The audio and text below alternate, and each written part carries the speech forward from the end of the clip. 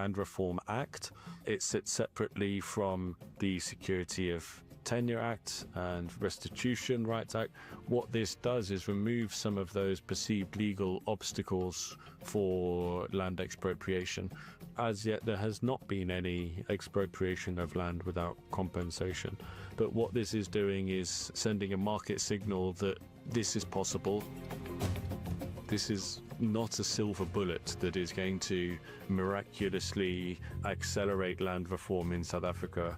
Neither is it a silver bullet that will be able to single-handedly be able to utilize unused land or land that has been sat on speculatively for long periods of time, or barren lands that could be used for other usages. This is a simple legal mechanism that is enabling that land to be taken. So can South Africa solve land inequality? Land reform is tangled up with other policies and actions that prioritised and promoted injustice spanning all aspects of life and work for decades. It's one part of a complex situation. The role of the new Expropriation Act will be to support the land distribution process, not fix the problem.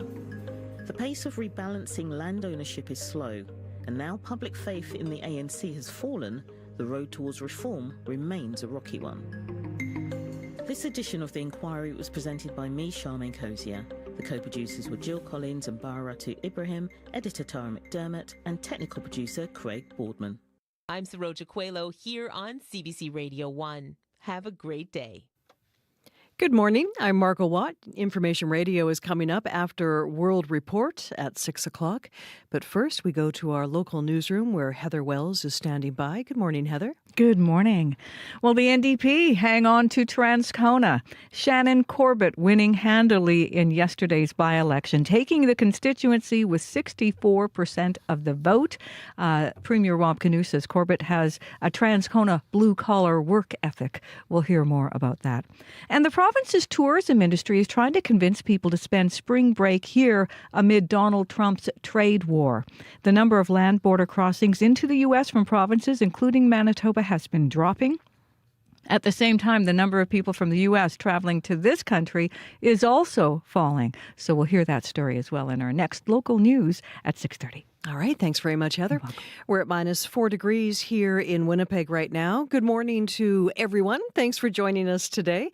I'm Margot in for Marcy, as mentioned, and we'll hear Marcy again on the road tomorrow with another special show from rural Manitoba. Good morning to our crew this morning, making everything happen behind the scenes. Chloe Friesen is our show director and will cover the commute for us this morning. Abby Adiyemi is our technical producer and covers the weather. I know he's very excited about the official start of spring coming tomorrow. We'll see how the forecast lines up with his hopes and dreams. And our YouTube producer is Kevin Nipatebo. Good morning to Kevin and everyone behind the scenes here. Well, coming up here on the program after 6 o'clock, we'll hear from a Middle East expert about the bombing of Gaza this week. In the shadow of a ceasefire, it was one of the most deadly days since the war began. And the Liberals, as we know, under Prime Minister Mark Carney, have removed the consumer carbon tax. And now the Conservative leader, Pierre Poilievre, has vowed to eliminate the portion that's levied on industries. So without these emission-reducing policies, is it even possible for Canada to reach current climate targets? We'll ask a researcher with the Canadian Climate Institute about that, and that's coming up just after 6 o'clock as well. You're listening to Information Radio here on CBC, 89.3 FM, 990 AM, on the app and on YouTube. World Report is up next.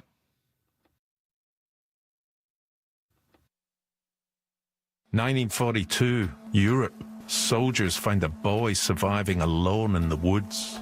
They make him a member of Hitler's army. But what no one would know for decades, he was Jewish. Could a story so unbelievable be true? I'm Dan Goldberg, and from CBC's Personally, Toy Soldier. Available now on CBC Listen or wherever you get your podcasts. This is World Report. Good morning. I'm Marcia Young. When Canadians go to the polls, a key issue will be which leader is best equipped to negotiate with U.S. President Donald Trump. Today, Conservative leader Pierre Poilievre will be making his case to voters in Sudbury. And Prime Minister Mark Carney will convene the Special Council on Canada-U.S. relations. But a comment from Trump is once again complicating matters. Let's go to Janice McGregor in our Parliamentary Bureau. And Janice, what did Trump say this time? Marcia, after falsely accusing Justin Trudeau of clinging to power, Donald Trump now seems to be acknowledging that Canadians have a new prime minister and will soon head to the polls to decide whether or not the Liberals should get a fresh mandate to govern. In an interview with Fox News last night, Trump offered this take on the choice that Canadian voters have in front of them. The Conservative that's running is stupidly no friend of mine. I don't know him, but he said negative things. So I think it's easier to deal, actually, with a Liberal. And maybe they're going to win, but I don't really care. It doesn't matter to me at all. Now, we'll set aside here the perhaps highly debatable question of whether Canadian voters asked for or are in any mood at this point to be moved by his take. But Pierre Poilievre noticed Trump's criticism, weighed in on his social media account overnight, calling this an endorsement of Mark Carney, and suggested that Trump knows that the Conservative leader would be a tough negotiator and put Canada first, saying Carney is weak and would cave to Trump's demands, suggesting his previous experience in the private sector has left him conflicted. Just a few days ago, Poilievre insisted that the next election would still be a carbon tax election, but it's not clear he's going to get his wish, as Canada-U.S. relations appear poised to dominate the agenda for the foreseeable future. The Conservatives have signaled a major change to the way they're going to campaign. Tell us about that.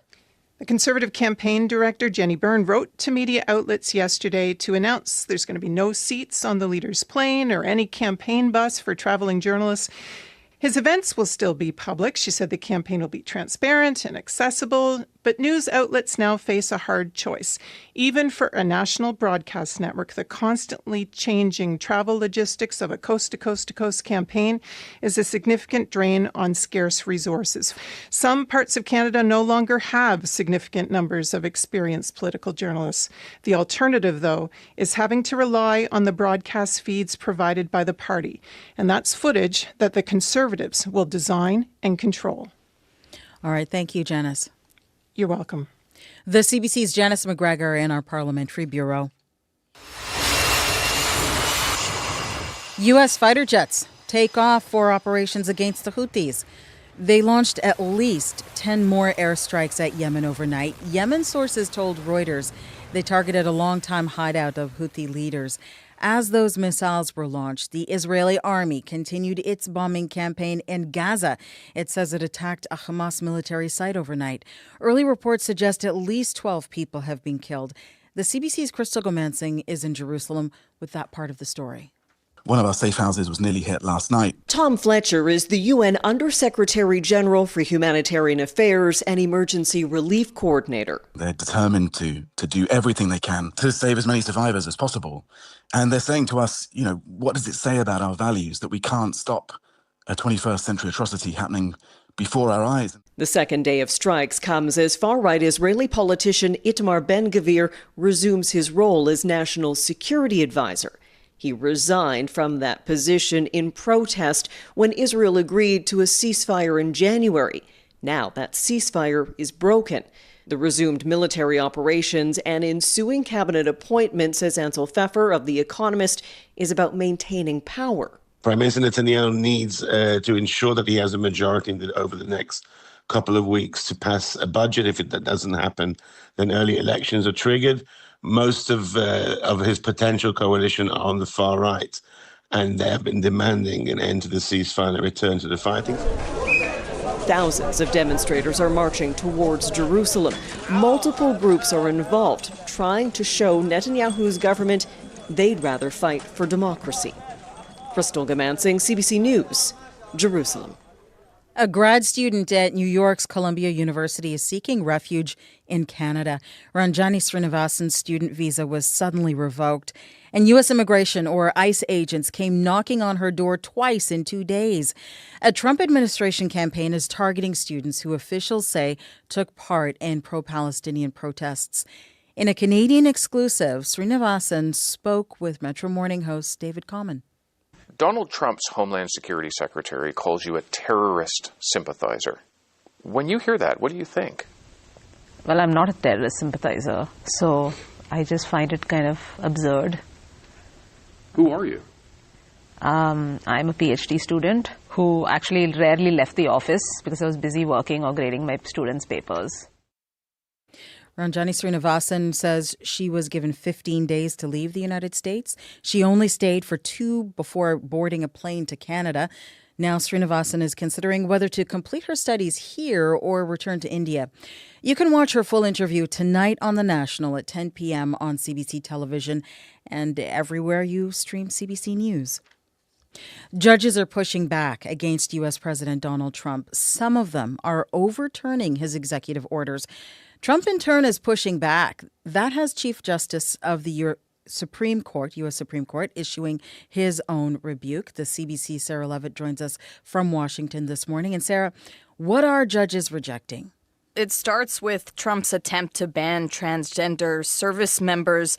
That has been criticized by a Biden-appointed federal judge. Another judge blocked attempts by the Elon Musk-led Department of Government Efficiency to dismantle USAID, ruling that the cuts likely violated the United States Constitution.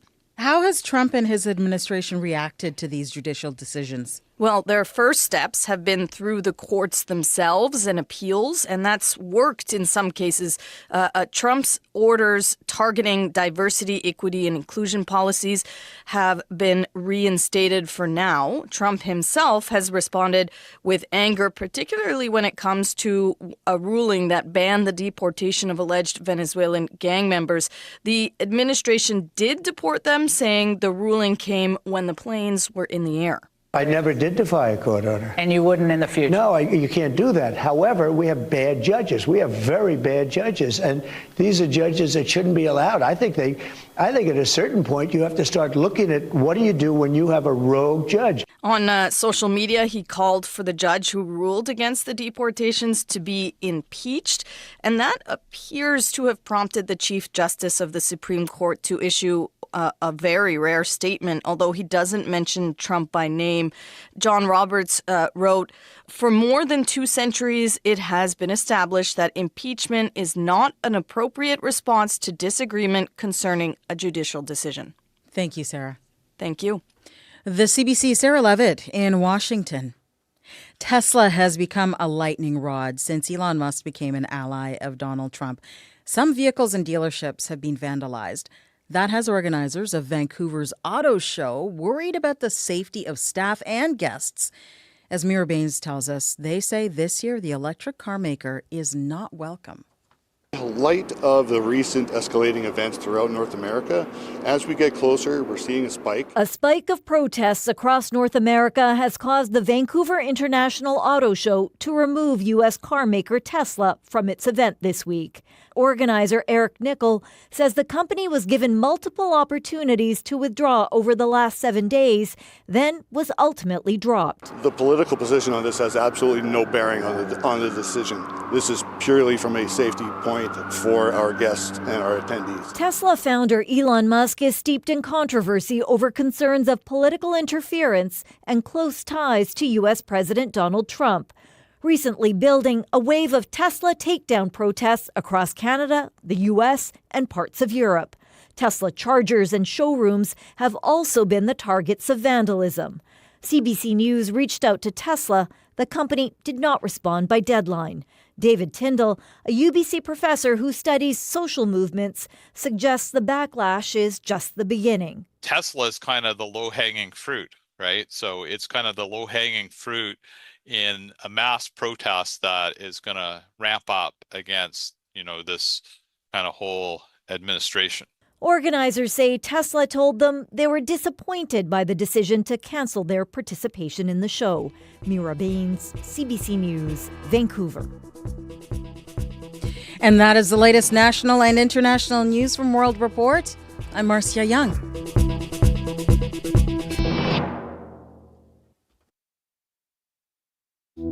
Good morning. morning. You're listening to Information Radio on CBC, 89.3 FM, 990 AM, on the app and on YouTube. I'm Margot Watt, sitting in for Marcy Marcusa. Coming up this hour on the show, the political hot potato that is carbon taxes, and what new research from the Canadian Climate Institute is saying about how important it is to put a carbon price on industrial emitters if Canada is to meet current climate targets. We'll have more about the end of the ceasefire between Israel and Hamas, with hundreds reportedly killed this week. What lies ahead?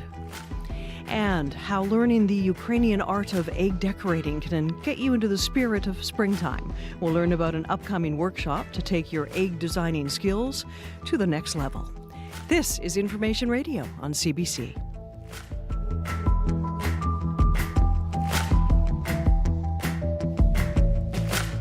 First, let's get the very latest from our CBC Winnipeg newsroom. Here's Heather Wells. Good morning. Well, a land use conflict in the wealthy Winnipeg neighborhood of Wilk South. A homeowner has built a 10-meter tall mud berm between her property and that of her neighbor. Now, the berm has a city permit. City Councillor Evan Duncan, who represents the area, is not happy about that. He says this berm is clearly not within parameters, adding, "This isn't the wild, wild west." We'll hear more coming up. And the NDP's Shannon Corbett has won yesterday's Transcona by-election. She did it by getting 64% of the vote and follows NDP MLA Nello Altamare, who died in January. Like Altamare, Corbett is an educator and says it is an honor to follow him. We'll hear more coming up in our next local news at 6:30. Thank you, Heather. You're welcome. Abby Adiyemi is covering the forecast for us as always this morning. Good morning, Abby. Good morning, my friend. Spring officially kicks in tomorrow, so I'm excited about that. Are you? However, winter is still holding on to some chilly conditions that's been felt across board today. Right. If we look at conditions in Winnipeg and surrounding area right now in the city, we are now at -5. We're waking up to some cloudy conditions. That should clear this morning, then gets breezy at some point as we get into the afternoon period. We warm to near zero later today when the sun makes its appearance. It's going to be making its appearance at some point. And then tonight, expect just few clouds, calmer winds, and a low of -7. Now, from down south into the northern part of the province, the weather is going to be mainly cloudy to sunny in most of the regions with breezy conditions. Snow is possible in parts of western Manitoba and the Parkland region today, while the temperature still stays cold as we travel up north into Churchill.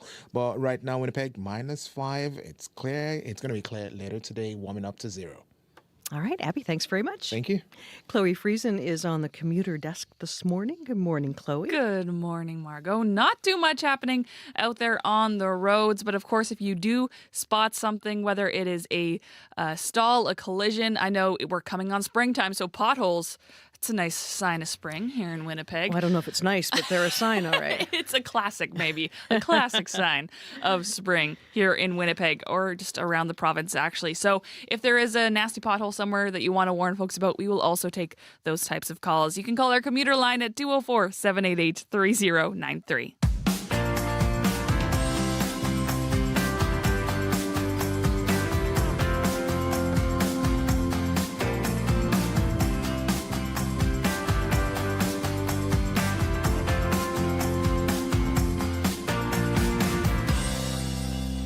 Well, maybe you are a Pysanka enthusiast looking to upgrade your egg etching skills. Well, perhaps you're wondering what a Pysanka is exactly. The Ukrainian Cultural and Educational Center is holding an etched Pysanka workshop. You'll learn how to etch eggs using a type of acid that give the eggs a unique 3D effect. I'm sure you've seen them. They're just beautiful. And the perfect addition, perhaps, to your spring and Easter decor. Brad Sullen is the executive director of the center and joins us bright and early this morning. Good morning, Brad. Good morning, Margot. How are you doing? Good, thank you. For people not familiar, how would you describe Pysanka? Well, Pysanka, I think most people are familiar with the traditional Ukrainian Easter eggs that are painted in many, many beautiful, lovely colors. The difference is with the etched ones, it's a modern twist on an old tradition, and it's done a little differently. It's a little bit more 3D, and it's done by using acid that actually strips away at the egg to reveal very remarkable and beautiful patterns. And there are different methods for creating them. Could you walk us through that? Yes, like with traditional pisanka or pisanka, you have the opportunity to, sky's the limit with your imaginations. I mean, these have been happening for thousands of years and going back to pagan times through Christian traditions, with a lot of different geographical regions, each having their own unique designs. The traditional dyed method is what people are most familiar with, and we do have a couple of workshops coming up on that, where you have the opportunity to use your kiska, which is the tool you use to dip into the beeswax to mark your patterns, and then you go through the varying dyeing processes to achieve the results. The other method, the etched method, is where you use the acid, and it's similar in terms of using beeswax, but you end up using the acid to strip away at the egg and leave the designs that you see on the screen right now. When did you create your first one? Probably when I was about 5 or 6, but the ones I would have created at that time, I don't think would be worthy to be housed in our exhibit. I think I tried my best. I think I would rather stick more with the traditional methods of maybe just 1 or 2 colors, because my artistic skills have would not produce something as worthy as what our exhibitors and what our workshop host will be producing. Well, they are works of art when you look at them. Just spectacular. Yeah.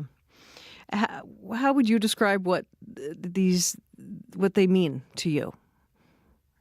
Well, I think what they mean to me, and I think a lot of the Ukrainian community, is it's a connection with our culture and our history.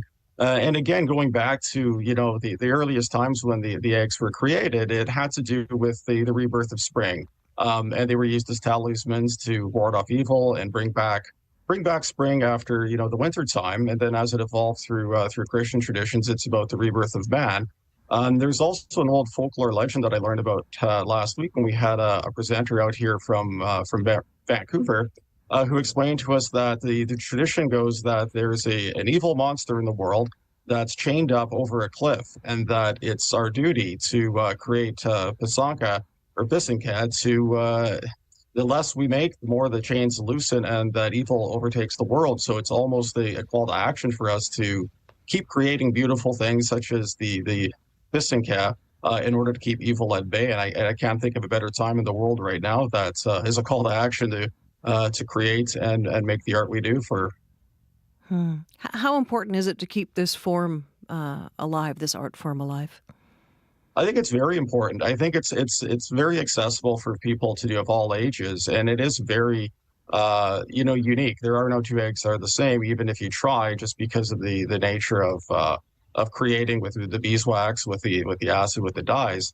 That from kids of all ages up to the elderly are able to participate, and it is such a universal symbol of life and rebirth and hope for Ukraine and for everybody, that it's an important tradition to pass on. And we're very blessed at Osseredok to have over 4,000 eggs in our collection now on permanently display.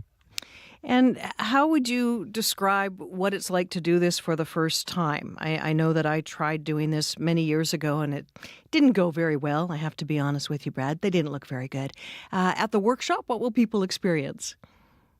I think they'll experience just the magical reveal of it. I think it's the kind of art form that you don't really see the full concept of it until you're done, because of the different layers and the different processes that you go through, that you really don't see what you've created to the very end. So I think there's that. It's almost like Christmas morning and wrapping a gift and seeing what you've received. And I think people will be very pleasantly surprised to what they can accomplish, because I learned a lot last week when we had our presenter out here. I was attending it with my daughter, and I felt, again, going back to my time when I first made the eggs, that I was probably hopeless in terms of creating kind of the works of art that we have in our exhibits. But she ended up showing us a picture of a workshop that she did with some grade 3 classrooms, and the artwork they created was just beautiful. So at that point, I felt a little humbled and thought I should get back into creating again, because if the grade 3 children can produce such beautiful pieces of art, then I should rekindle my artistic endeavors again. There you go. Well, all the best with the workshop, the exhibit, and with your own artistic efforts, Brad. Thanks for being here this morning. Okay, thank you very much, Margot. That is Brad Salin, Executive Director of the Ukrainian Cultural and Educational Center. That workshop takes place this Saturday. That's at 184 Alexander Avenue from 1 to 4 p.m. Tickets for members are $25 and $30 for non-members. A shoe retailer who's putting his best foot forward all over the world. We are selling happiness. A global symbol of quality forged in a New Brunswick village. And a giant of a man revered by generations of Canadians. Look up, way up. Celebrating Canadian brands on Under the Influence with Terry O'Reilly. Thursday morning at 11:30, 3:30 p.m. in Newfoundland. And on demand on CBC Listen. At 6:20, it is minus 5 degrees here in Winnipeg. You're with Information Radio here on CBC. I'm Margot Watt, in for Marcy this morning. Good morning. Great to have you with us. The Liberals have removed the consumer carbon tax, and the Conservatives are now vowing to eliminate the portion that's levied on industries. All this as a new report from the Canadian Climate Institute shows that Canada's industrial carbon pricing systems, if maintained, would do more than any other federal policy to cut emissions between now and 2030. For more on this, we've reached the group's research lead, Ross Lyndon Fraser. He's in Ottawa. Good morning. Good morning. Let's get your take, first of all, on the Prime Minister's first move when he took office to remove the consumer carbon tax. What did you think? Well, as researchers, we try not to weigh in on the politics. We aim to stick to the numbers and the policy. So what I'll say is that our research shows that the consumer carbon tax does reduce emissions. But it's really those industrial carbon pricing systems that are by far the most important policy, doing most of the heavy lifting. Their impact on emissions is about 3 times the effect of the consumer carbon tax. So now we have the Conservative leader this week saying that if he wins the election, he would get rid of the carbon taxes on industries and then leave it up to the provinces to address industrial emissions as they see fit. So what do you think of that as a researcher? Our research shows that the industrial carbon price is the single most important policy for reducing Canada's emissions. If you look at the impact in 2030, industrial carbon pricing does something up to 40% of the work. And without that policy in place, it would be pretty hard to fill the gap. In Manitoba, the federal system is in place, and there isn't currently a backup if there are no federal rules. In other parts of the country, the federal rules are making systems stronger and more harmonized. And it's not just for emissions reductions. Industrial carbon pricing is playing a pretty important role in protecting the competitiveness of Canadian industries and retooling them for the future. And we don't have a great backup if we lose that policy. Your new report says that the industrial carbon pricing system is vital to Canada reaching those 2030 climate targets. Could you explain that for us? Yeah, there isn't a good replacement for a policy that's doing, as I say, up to 40% of the work, reducing emissions by 2030. There's no magic bullet that can step up and replace it. The alternatives are probably going to be more costly for taxpayers or for industry. You know, if you're not setting a price on carbon and rewarding industries that reduce their emissions, your alternatives are regulations that force companies to do a specific thing. That can be expensive. Or there are subsidies. And those end up ultimately meaning that the costs are borne more by taxpayers. Right. Your report also says that industrial carbon pricing has been explicitly designed to protect the competitiveness of trade-exposed companies with big carbon footprints. Could you walk us through how that works exactly? Yeah. Industrial carbon pricing works differently than a carbon tax. You know, rather than paying for all their emissions, industrial carbon pricing gives a limit to the emissions of industries and rewards them for coming in below that limit. So if you're a fertilizer plant or a steel producer, if you emit above your limit, then you pay for those excess emissions. But if you emit below, you can generate credits that can be sold to other industries. And the whole idea of this system is to incentivize emissions reductions through better performance rather than by reducing production. The whole idea is to generate emissions-reducing investments, and that helps keep costs low and rewards facilities if they cut their emissions. There's a perception that industrial carbon pricing will eventually be borne by the consumer and lead to higher-priced goods. What does your research show? Yeah, it's important that Canadian climate policies be affordable and our research finds that one of the key strengths of industrial carbon pricing is that the costs are not borne by consumers. The impact on household costs is next to nothing. And there are three reasons for that. One is the low costs I mentioned earlier. So these systems are designed to protect the competitiveness of industries and contain costs. If you look at a sector like oil and gas, for example, which has pretty high emissions, even then, the cost of industrial carbon pricing work out to something like 30 cents per barrel of oil. That's a timbit per barrel of oil. The costs are not too high. And that helps, meaning, there are less costs to be passed on to consumers. Second reason is that even where there are costs to be passed on, they're largely not being passed on to Canadians. Many of these industrial products are for export, and the prices of these goods are set by international markets, not by Canadian climate policy. And the third reason is that the price of industrial goods doesn't have a huge impact on what consumers are buying. A small increase in the price of steel in your car is going to have next to no impact on the purchase price of that car. And all of these things add up to meaning that industries have a strong incentive to reduce their emissions at reasonable cost, and basically those costs don't get passed on to consumers. Ross, thanks for joining us today. Thanks very much. That's Ross Lyndon Fraser, research lead with the Canadian Climate Institute. At 6:26, we have some new music for you from Winnipeg singer-songwriter Noah Dirksen, who just shared his new album, Stolen Serenades. From the album, here's Noah Dirksen with a cover of These Days by Jackson Browne.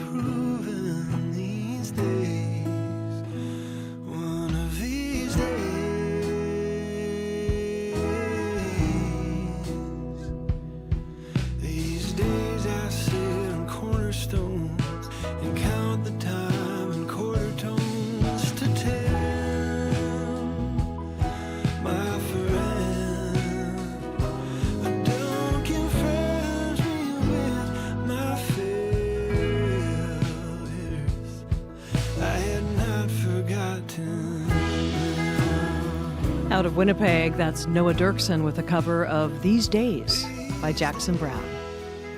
Very pretty. Still to come here on Information Radio, we're hearing that U.S. President Donald Trump is set to offer countries a tariff number. So what exactly does that mean? We'll find out on our business report with Neil Kumar, and that's coming up after the news. You're with Information Radio here on CBC. I'm Margo Watt. Good morning to you. Nice to have you with us. And our time now is time for the news. This is CBC News. Good morning. I'm Heather Wells in Winnipeg. At 6:30, it is -5. A nice mild start to this last official day of winter. Clearing in Winnipeg later this morning. It's going to get a little windy as well. Today's high is 0. A bitter dispute is brewing in southwest Winnipeg over the size of a berm between two properties. And as CBC's Bartley Kivas reports, it goes against the saying, good fences make good neighbors. Heavy machines are building a 10-meter-tall berm on a property in Wilk South. Glenn Hart's home faces this wall of mud, and he doesn't like what he sees. It's Brady Landfill 2.0. It's a commercial dump site. They've allowed thousands and thousands of truckloads of fill in here. The berm belongs to Hart's neighbor. She lived here for decades before Hart bought his property and started building his home. Bruce King, the lawyer for Hart's neighbor, says tensions emerged between the two property owners. The development by Mr. Hart of his property imposed significant inconvenience, hardship, and trouble on my client. King's client has a city permit to build this berm. There are no height restrictions on them in Winnipeg. The lawyer says it'll look nice when it's finished. Glenn Hart says he's considering legal action against the city. Bartley Kivas, CBC News, Winnipeg. Well, the NDP hang on to Transcona.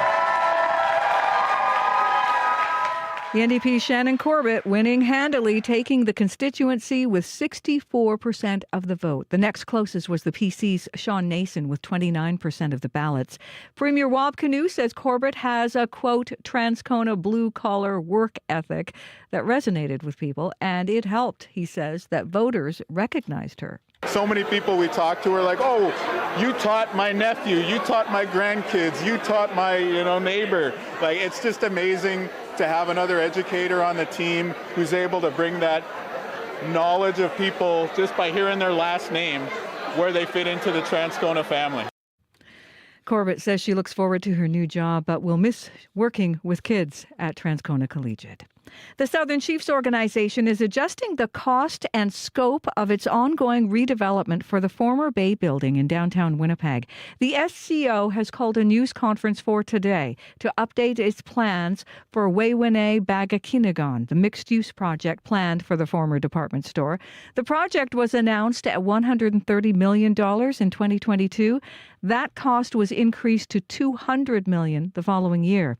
The city, province, and federal government have pledged a combined $141 million towards the project in cash, loans, and tax relief. The province's tourism industry is trying to convince people to spend spring break here amid Donald Trump's trade war. The number of land border crossings into the U.S. from provinces, including Manitoba, has been falling. And the number of travelers going to North Dakota and Minnesota dropped 18% last month compared to February of 2024. Colin Ferguson at Travel Manitoba says they're trying to keep Americans coming and convince Canadians to also visit Manitoba. Their travel plans have changed, so they're looking for other locations. So we see that there could be a bit of an uptake. There are also fewer people from the United States traveling to this country. According to Stats Canada, there was a 7.9% decline from February 2024 compared to February of this year. U.S. President Donald Trump is sharing his thoughts about the upcoming Canadian election. The conservative that's running is stupidly no friend of mine. I don't know him, but he said negative things. Trump making that comment during an interview last night with Laura Ingraham on Fox News. He says his main issue with Canada is the trade deficit with the U.S. I think it's easier to deal, actually, with a liberal. And maybe they're going to win, but I don't really care. It doesn't matter to me at all. So your end game is what with them? My end game is I don't want to have a big deficit. Conservative leader Pierre Poilievre is distancing himself from Trump amid the ongoing trade war with Washington. We are expecting Russia and Ukraine to carry out a prisoner exchange today. The Kremlin says it will include 23 wounded Ukrainians currently in Russian medical facilities. It follows a telephone call yesterday between Putin and U.S. President Trump. Shortly after the call, Ukraine says it shot down more than 40 drones fired by the Russian military. Well, there were a couple shining moments for the Winnipeg Jets. Nikolai scores!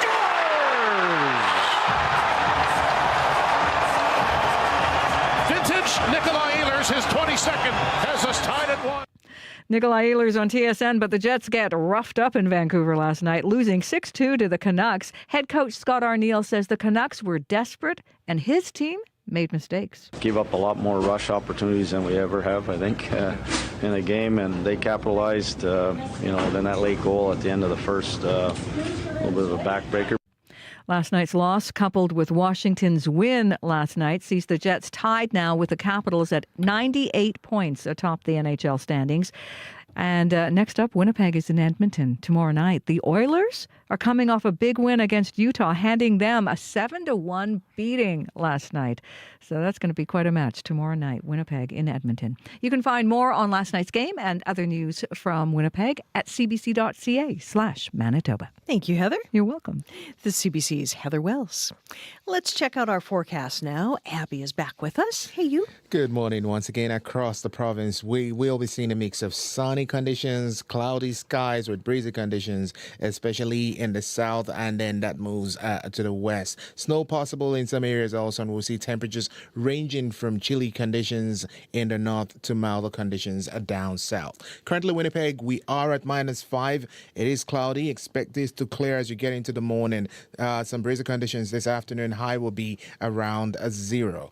Pembina Valley region for Morris, Winkler, Altona down to the U.S. border. Similar conditions we're seeing to Winnipeg, -5 at this time, cloudy with a chance of clearing as you get into the morning. Also warming up to 0. Now we head west. Brandon is sitting at -15. Clear skies we do have this morning, though with a wind chill factor in, it's going to feel colder. Some snow flurries are possible later in the day in the Westman region, and highs will be near 0. In the Parkland region, -11 in Dauphin, and clear conditions we're seeing now. Dauphin is going to see sunny conditions today with breezy winds from the west. The high will also be around 0 for the Parkland region. Moving into the Interlake region, we are looking at some foggy conditions this morning. Gimli is actually sitting at -7. We see fog there this morning. That should clear this morning. That should clear as you get into the morning. The winds will pick up, becoming breezy. Highs also around 0 for folks in the Gimli area. For the powerful influence surrounding areas, we're looking at temperatures around -18 at this time. We do have a mix of sun and clouds in the forecast for you today. Expect highs around -3. Light winds and slim chance of flurries. I see that in the forecast. Now, heading north into Thompson, -23 and clear at this time.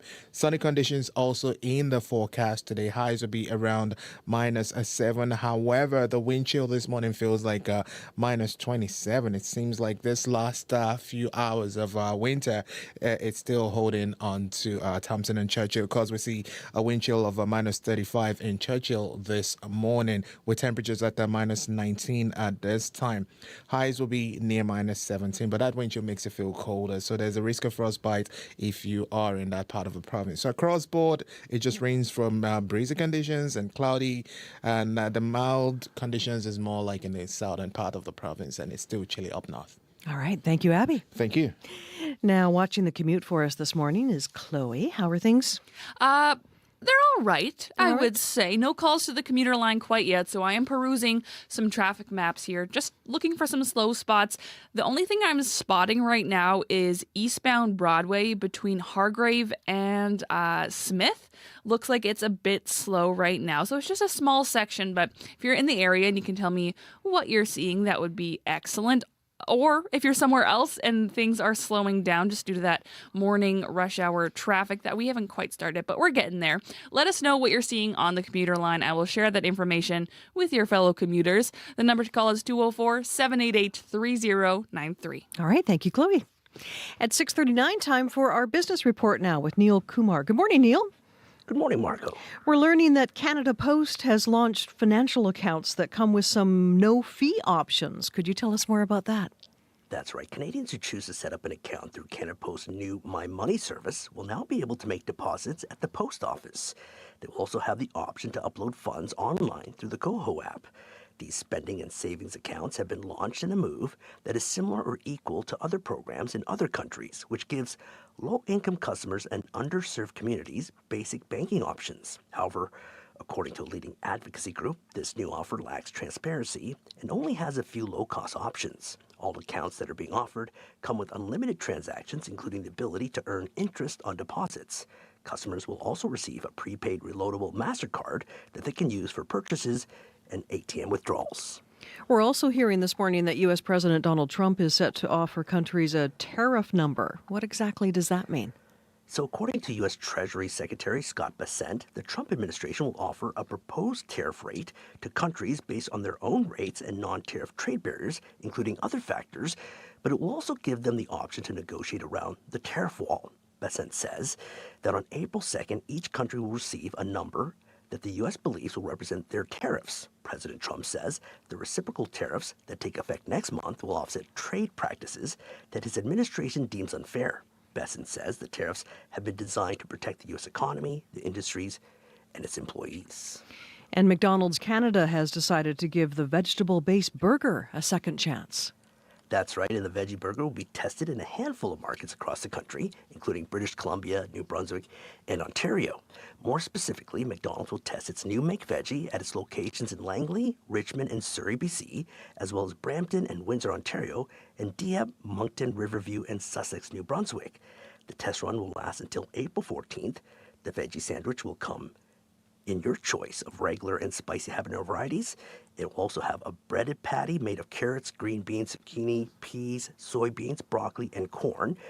It will also be served on a toasted sesame seed bun, and it will be topped off with shredded lettuce and sauce. The McVeggie is McDonald's latest attempt to sway customers who have no interest or who are unable to consume popular items like the Big Mac. And what's happening on the markets so far this morning? So in Europe, markets are lower as investors await monetary policy updates. Germany is down, UK is down, France is up. In Asia, markets are mixed following losses on Wall Street. However, gold prices did hit a record high. Japan is down, Shanghai is down, Hong Kong is up. Oil is down 7 cents to $66.83 US per barrel. Gold is up $3.60 to $3,043 US per ounce. And the Canadian dollar is down 0.07 cents to 69.9 cents US. All right, Neil, thanks very much. Okay, thanks, Marco. That's Neil Kumar with the Business Report.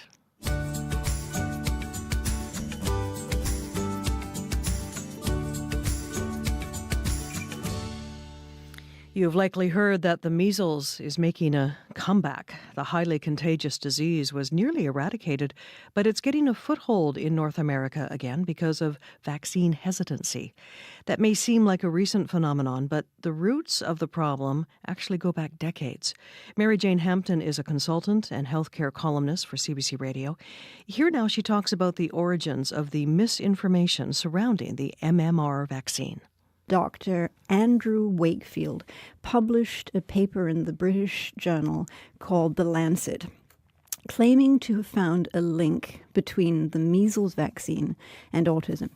That one study set into motion a lack of confidence in the MMR vaccine that led to a resurgence of measles in the years that followed, and the vaccine hesitancy that persists to this day. The problem with that research is that it wasn't just sloppy, it was fabricated. And Wakefield was exposed for being guilty of the most blatant conflict of interest and of professional misconduct and of academic fraud. Many researchers tried to replicate the now infamous study, and when they couldn't get the same results or anything close to them, they started to dig a bit deeper into Wakefield's history. What they discovered is that he had actually altered the medical histories of the children he was studying. He literally made stuff up to support his theory. He also was set to earn millions of dollars selling test kits for autism that he developed, which were also fraudulent. And at the same time, he was being paid as an expert advisor by a law firm that was hoping to raise a class action suit over the MMR vaccine. So he stood to profit from that as well.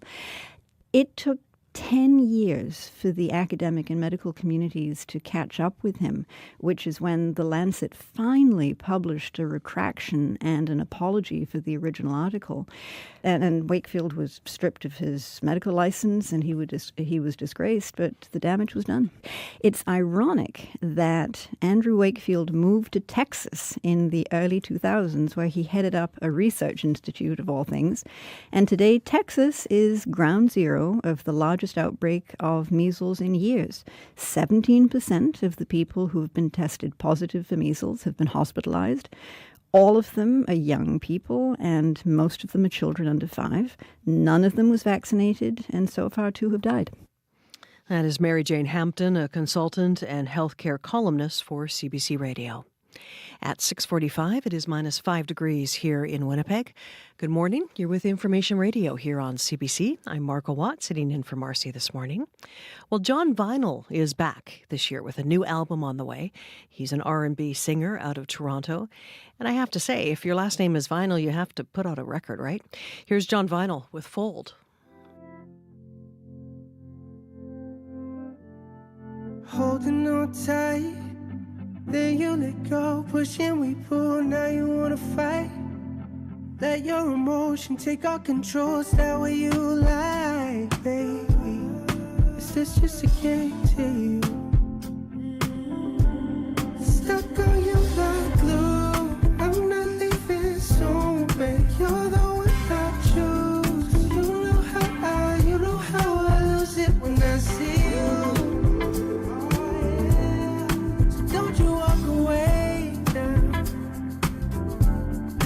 Just because we fight, it doesn't mean we fall.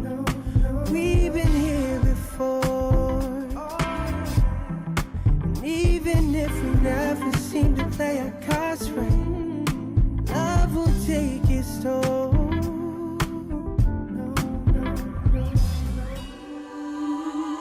Will we let this conflict burn our house down? Or maybe realize these walls are still sound? I just wanna find the common ground. Look into my eyes, let's talk it out. Stuck on you like glue, I'm not leaving soon, baby. You're the one I choose. You know how I lose it when I see you. Oh yeah, so don't you walk away now. Just because we fight, it doesn't mean we fall. We've been here before. And even if we never seem to play our cards right, love will take its toll. And we fight until we make love true. And we touch until we just can't get enough.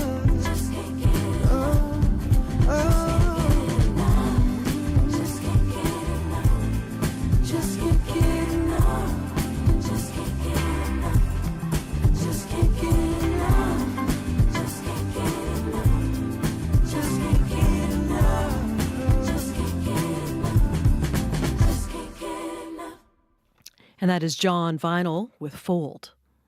The CBC News app delivers the answers you want to know and need to know. What an extraordinary scene. The breaking stories that shape your world. Reporting from the scene onto your screens. Dropping the 8 now. We're just approaching Gaza. Your source for mobile news. Delivered when you want, where you want. This situation has changed very quickly. The CBC News app. Download for free. Our community. Those who shape this place come from all walks of life. Some of us you hear every day. And others are working hard to make Manitoba a better place. The movers and shakers. The change makers. The people making a difference. And CBC Manitoba is where you'll hear their stories. CBC Winnipeg News at 6. Information radio, up to speed. Radio News, cbc.ca/Manitoba. Watch, listen, experience Manitoba. It is 6:49. We're looking at clearing this morning here in Winnipeg with a high of 0 later today. A few clouds overnight, down to -7. Tomorrow, mostly sunny with a high of +5. Right now, we're at -5 degrees here in the city. Still to come here on the program, waking up with sore joints might be familiar to those of a certain age, but the aches and pains of arthritis can also be experienced by children. Coming up, we'll find out more about the impacts of juvenile arthritis. The ceasefire between Israel and Hamas ended this week with one of the deadliest days in Gaza in months. Homes and displacement camps from the north to the south were struck by Israeli warplanes. Israel has said that it will act against Hamas with increasing force going forward.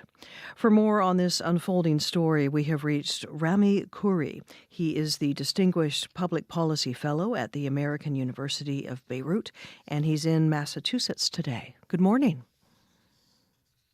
Hey, good morning. What can you tell us about how the latest bombing of Gaza has affected the people there? Well, it's affected it in the same way that the bombings have done since October 23. It's devastating. There's very little left to bomb in Gaza, and something like between 60 and 150,000 Palestinians have been killed. The estimates vary by the source, and just 400 were killed in the last 24 hours. And there's no food and water, medicine coming in. There's a total blockade by Israel, and it's just unbelievable how inhuman the conditions are. But this is the kind of warfare that we are now having to deal with in different parts of the world. The scary thing is that this is supported by the United States very emphatically and directly and enthusiastically. So it's a real dilemma, not just a political dilemma, but a moral dilemma that we're all having to deal with. What do we know about why Israel has ended the ceasefire? The Israelis say that they resumed the attacks because they had evidence that Hamas was planning an attack on Israel. There's very little evidence. There's no evidence for this that they've released. And they've made claims like this before, and they're usually not supported by evidence. The majority of people I know who follow the Middle East and know it well say that this is because the Israelis don't really have a political resolution to their conflict with the Palestinians. The only thing they can do is keep using military force, not just in Palestine, but in Lebanon and Syria and Iraq and Yemen and other places. So this is an ongoing debate. It's been going on not just for a year and a half, but really since the beginning of this conflict a century ago, around 1920. This is a political conflict that needs a political solution. Military force is not going to resolve it. There are believed to be 24 hostages still alive in Gaza. How does the ending of the ceasefire impact their fate? We'll have to wait and see, but my guess is, based on experience, that their fate will be determined in the same way that happened with hostages over the last year and a half. That the biggest number have been released because of ceasefire agreements, but if there is a continuation of the fighting, as Israel has initiated now, some will die, some will be killed by the Israeli attacks, and some will die for other reasons because of their captivity or medical reasons or whatever. So this is something that is pretty clear now. The Israelis don't seem to put a high priority on getting the hostages out. If they did, they have had opportunities for over a year to release all the hostages, and Hamas has recently said they'll release all the hostages at once if Israel stops the fighting and gets out of Gaza and stays out. But this is something Israel doesn't want to do. What was supposed to happen in phase 2 of the ceasefire deal that was negotiated back in January? Phase 2 was really critical, and it may still happen. I think it probably will happen, but after a while. But phase 2 is supposed to really make the shift from a temporary ceasefire to a permanent ceasefire, releasing all the hostages that Hamas holds and releasing thousands of Palestinian prisoners in Israeli jails.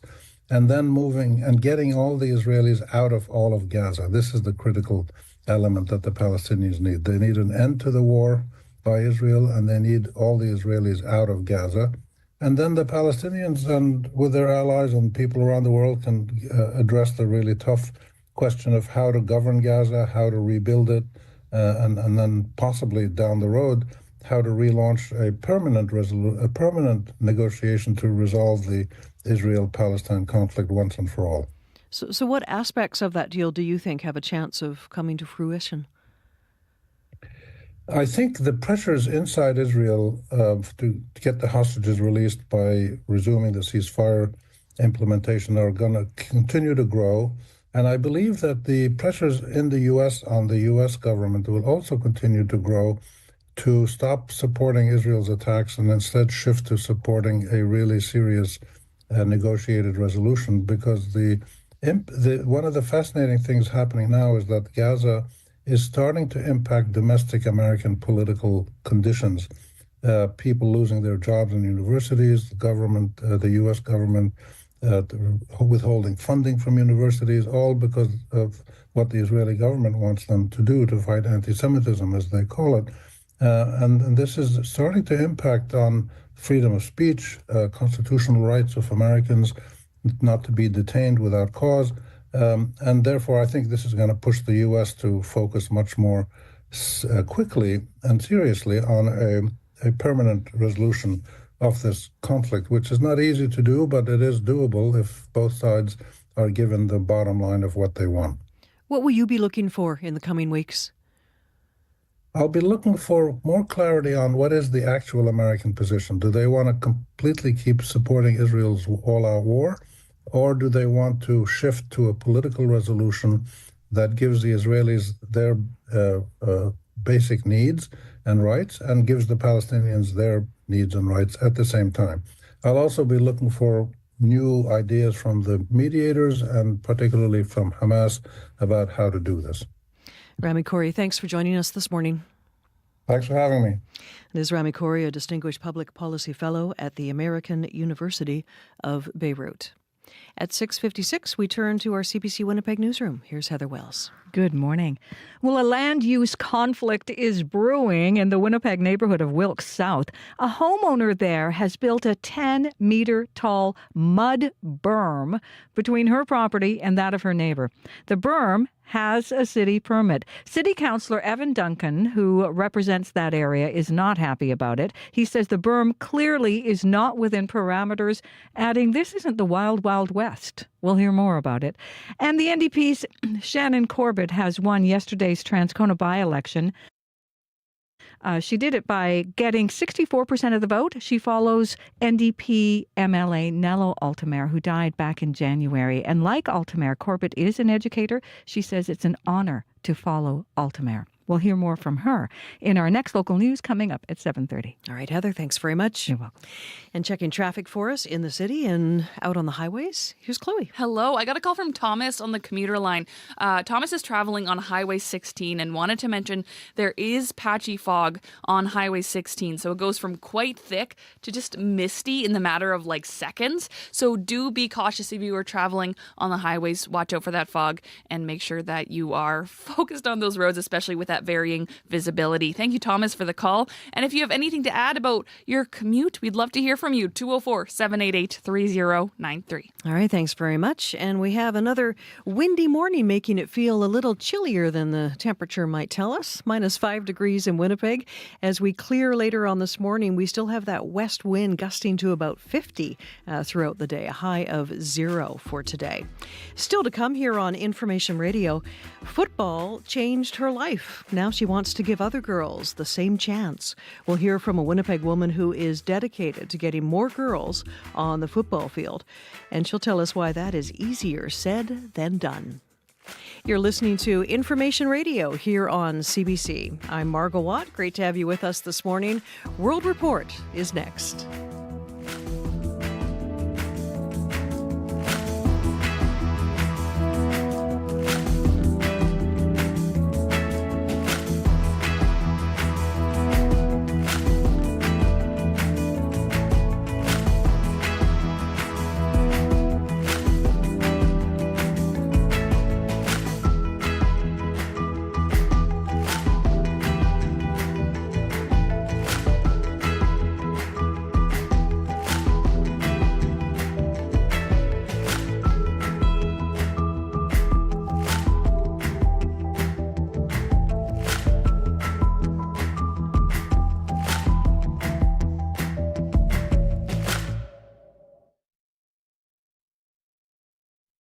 On the Current. We've never done this in a human. I'd like to think that we have given him a better option, but whether it's a day, week, month, year, I don't know. It's called xenotransplantation, using hearts and other organs from genetically modified pigs for human transplants to save human lives. The science is moving very quickly, but critics say we need more human donations instead. What's coming up on The Current? The Current with Matt Galloway. This morning at 8:37, 9:07 in Newfoundland, and on the CBC Listen app.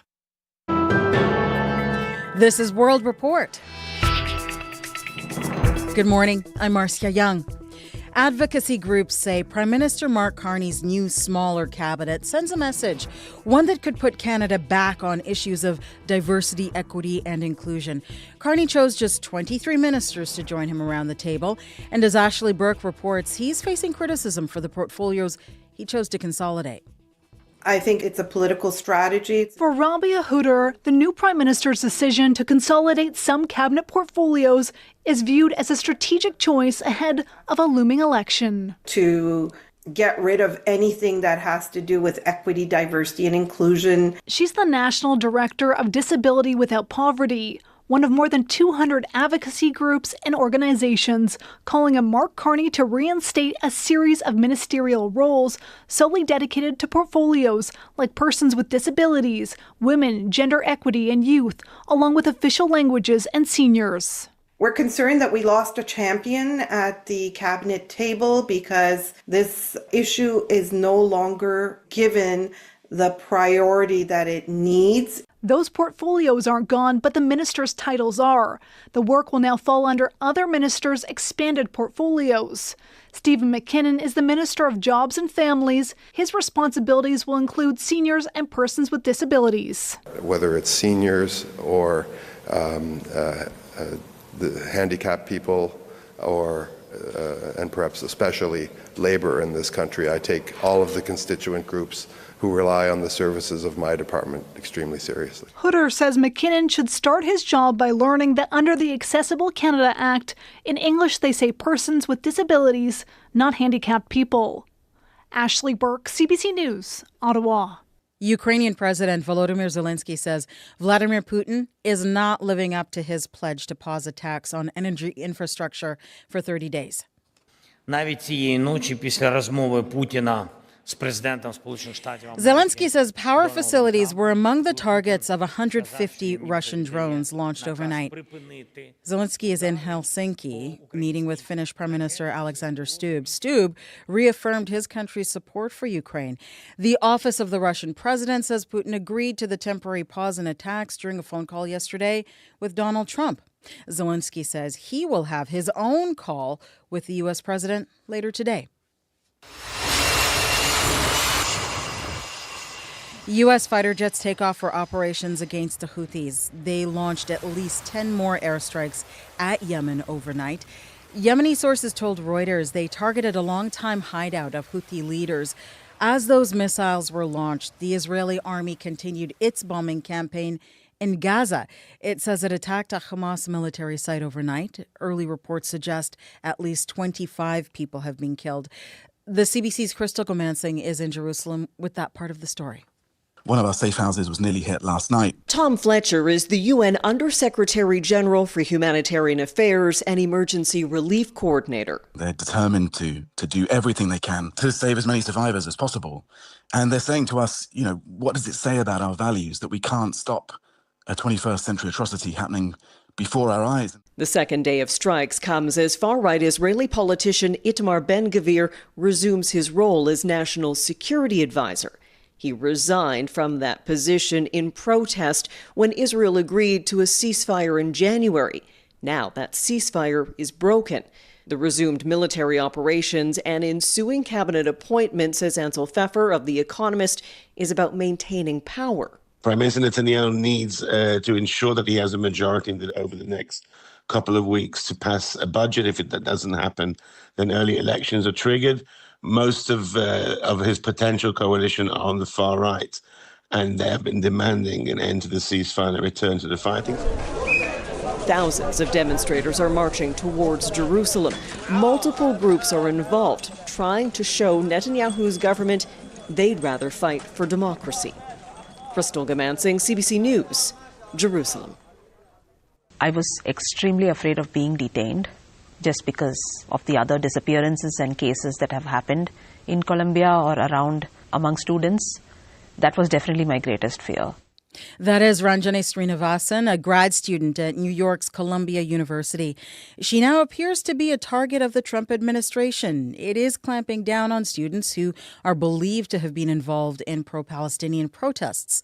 Srinivasan's student visa was revoked. She was given 15 days to leave the country, but she didn't stick around that long. She's now seeking refuge in Canada, and she spoke to Metro Morning host David Common. You know, we're not showing where you are in Canada. When you are out on the street, are you worried?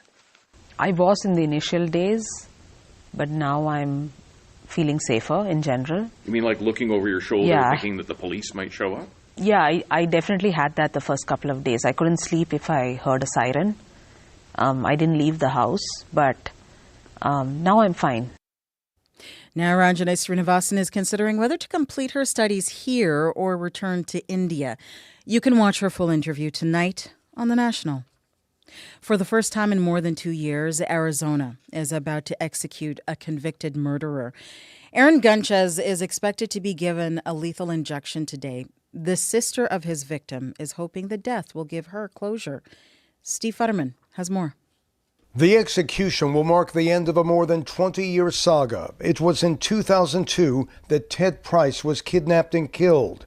This after a domestic dispute with his ex-wife. She told her boyfriend, Aaron Gunches, who became enraged. Initially, Gunches planned to put Price on a bus and send him out of town. But when he realized he didn't have enough money for a ticket, he took Price to the desert and killed him. 2 years later, Gunches pleaded guilty. Last night in Phoenix, death penalty opponents held a final vigil. Esteban Wetzel, a Catholic priest, took part. I'll be praying first and foremost for the victims involved, those who lost a family member, as well as for the person who will pass away by the execution. 2 years ago, Gunches was scheduled to be executed. That's when Governor Katie Hobbs stepped in and ordered a review of Arizona's lethal injection process. This time, she's allowing it to take place. I feel confident in the team at Corrections. The sister of Ted Price, Karen, is glad it's finally happening. This is not fun. This is not exciting. I'm not jubilant, but I am happy to have this behind me. Arizona has not had an execution since 2022. This could open the door for other executions for those who have been sentenced to death. Steve Futterman for CBC News, Los Angeles. Demonstrators in Istanbul are defying a ban on protests this morning after that city's mayor was arrested on corruption and terror charges.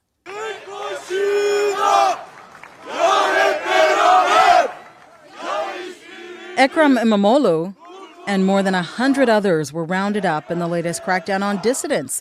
Imamoglu is the main rival of President Recep Tayyip Erdogan. The government insists the arrests were not politically motivated. Some of the world's top tennis players are suing the organizations that run the sport's professional tours. The players are claiming the organizers are keeping far too big a share of revenue. And as Mike Crawley reports, a Canadian player is leading the fight. The Canadians can start to celebrate.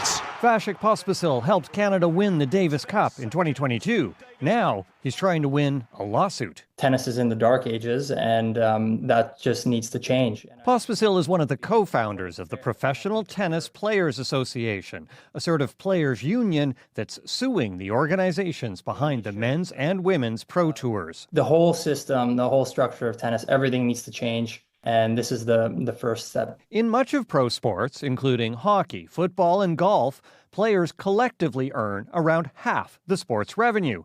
At tennis grand slams such as Wimbledon, the share that goes to players like Pospisil is roughly 15%. You know, the third or fourth most watched sport in the world, second most bet on sport in the world, and there are barely 100 players on both the men and women's side that can make a living. I mean, there's something very wrong with that. In a statement, the organization that runs the women's tour calls the lawsuit regrettable and misguided. The men's tour calls it entirely without merit. The tours would say, well, we have increased prize money. Charlie Eccleshare is a tennis writer for The Athletic. It's going to be a big fight, a tough fight, I think. The lawsuit was filed in New York, London, and Brussels. It claims the global tennis tours use anti-competitive business practices to keep players' earnings low. Mike Crawley, CBC News, Toronto. And that is the latest national and international news from World Report. News anytime, cbcnews.ca. I'm Marcia Young.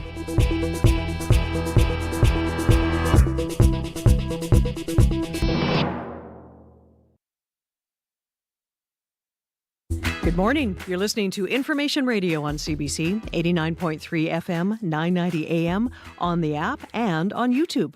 I'm Margot Watt, sitting in for Marcy Marcusa. Coming up on the show, we'll chat with a woman who is determined to get more Winnipeg girls playing tackle football. Also, they say fences make good neighbors. A homeowner in southwest Winnipeg may beg to differ.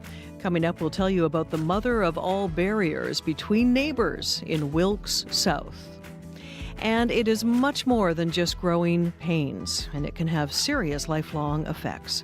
March is Juvenile Arthritis Awareness Month, and coming up next, we'll hear from a Manitoba parent about how the disease has affected her child and their family's life.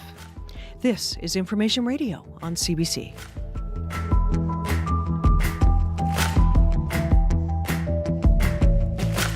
First, let's go to our Winnipeg newsroom with Heather Wells. Good morning. Well, the NDP hang on to Transcona. The NDP's Shannon Corbett winning handily in yesterday's by-election, taking the constituency with 64% of the vote. Premier Rob Canoe says Corbett has a, quote, Transcona blue-collar work ethic that he says resonated with people.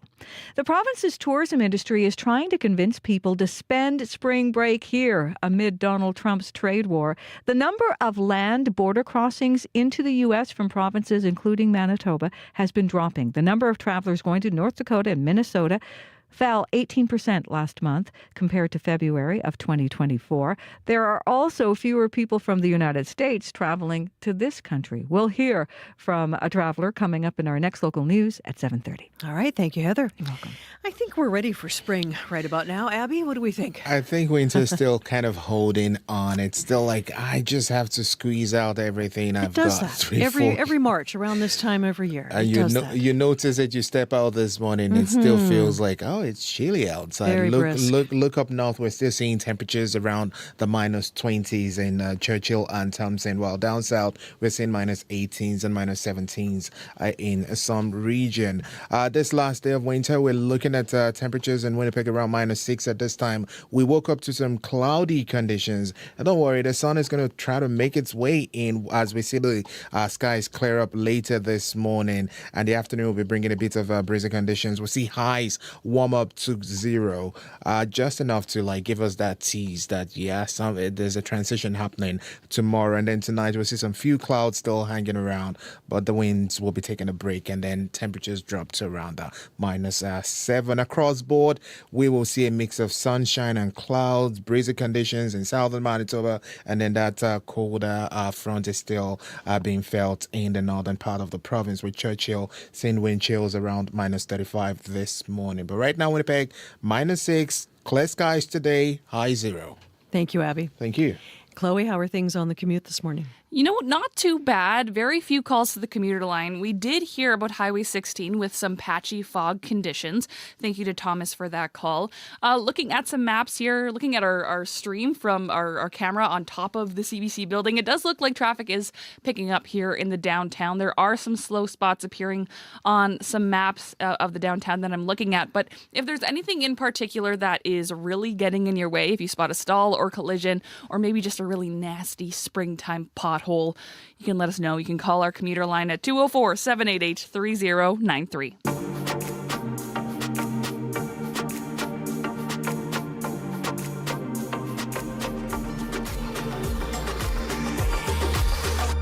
Well, for some children, it is much more than just growing pains. March is Juvenile Arthritis Awareness Month, and there's been a push for more awareness. There is no explanation for what causes juvenile idiopathic arthritis, and while there is treatment, most children who have it will live with the disease their whole lives. It can be debilitating and difficult for those who want to play in sports or even do simple tasks. In some cases, it can even lead to blindness. Here's Winnipeg pediatric rheumatologist Dr. Lily Lim, speaking with CBC's Faith Fundal yesterday. There's a big misconceptions in the general public, and perhaps also even in some parts of the medical profession as well, that arthritis is an old people disease. It is not. Juvenile arthritis occurs in about 1 in 1,000 children. It is the most common chronic childhood rheumatic disease, and it will follow children into their adulthood. So in the morning when these children wake up, the affected joint is kind of tight. We call it morning stiffness, or maybe resting stiffness, right? The more, if they have been sitting for a long time, they're actually tight. And that is Dr. Lily Lim. Abby Letchison knows all about this struggle all too well. Her 10-year-old daughter, Rosalie, was diagnosed 4 years ago. Since then, she's become a parent advocate for Cassie and Friends, a charity focused on juvenile arthritis and other rheumatic diseases. It's a pleasure to have Abby with us here this morning. Good morning. Good morning. Saw you nodding as you listened to the doctor there. All sounds very familiar. Yeah, that is a regular occurrence in our house. The waking up and the trying to shake it off. Right. How did you first discover that Rosalie had this? Rosalie was 6 at the time, and we had noticed kind of October, November the year before that her right wrist, her dominant wrist, was starting to look swollen, and she was starting to not use it as much. So she was carrying things in her arm, and she was kind of not writing, and she wasn't crawling around as much. She was a really active kid. And we were kind of watching and going, what is going on here? And so we started, of course, like most people do with their pediatrician. I'm like, what's happening? And she feels around a little. She's like, yeah, it feels a little swollen, but we'll send you for an x-ray. Maybe she fractured it or something, right. And just, you can't tell. X-ray shows nothing. I'm like, okay, well, send for an ultrasound, see what's there. We go for the ultrasound, and this is a lot for, again, a 6-year-old to try and sit and get these medical tests done. And at that point, the swelling was still continuing until finally it was, okay, we're going to refer you to a rheumatologist because this looks like it may be a symptom of a rheumatic disease, but we're just not sure what at this point. And yeah, walking into the appointment actually with Dr. Lim, they go through all of the joints and they test range of motion. At this point, Rosalie was severely limited in her range of motion, as in she couldn't open a peanut butter jar to get it herself. She couldn't open a lunch container because she didn't have the range to do so. And yeah, we received the diagnosis in February of 2022. And she was just 6 years old, yeah. You said at the time. Yeah. So what was that moment like when you heard that diagnosis? It's one where you are stopped in your tracks a little bit because, like Dr. Lim said, I had no idea that arthritis was something that a kid could have, especially someone so young, and that it could affect multiple joints at a time. Rosalie has what's called polyarticular arthritis, which means that it affects 5 or more joints in their body, I believe it is.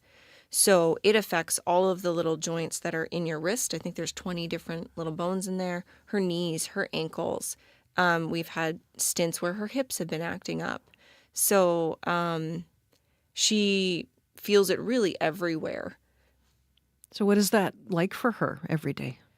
At the time, it's really difficult. Well, it was really difficult at the time because she didn't really understand. She was 6.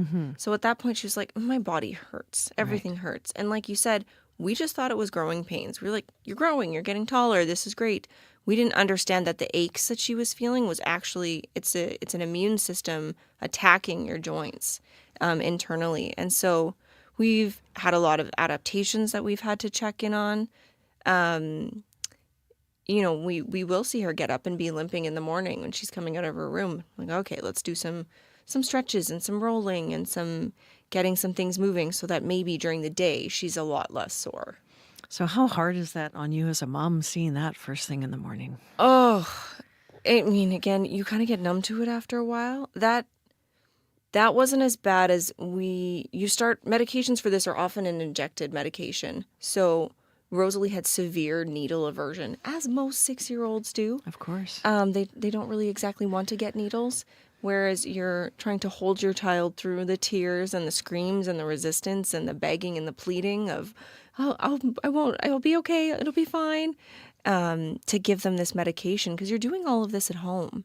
Right? Your first appointment, they're like, okay, we're going to teach you how to give this injectable medication. And of course, there's a threshold of medications you can have. There's different pills, there's pain management, there's steroids, there's injections, there's multiple injections. There was one point we were doing 2 injections at home on a weekly basis.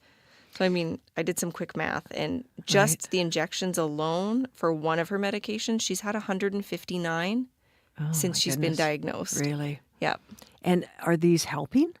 They are. Rosalie's in what's now called medicated remission, which means she's not in an active flare where she has active swelling anywhere, and she's not getting worse.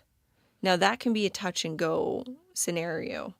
I mean, we go into the hospital weekly or monthly for infusions now for a different medication, and she gets checked every month, and they check everything to see, where's the pain, where's the fluid levels, what is it looking like.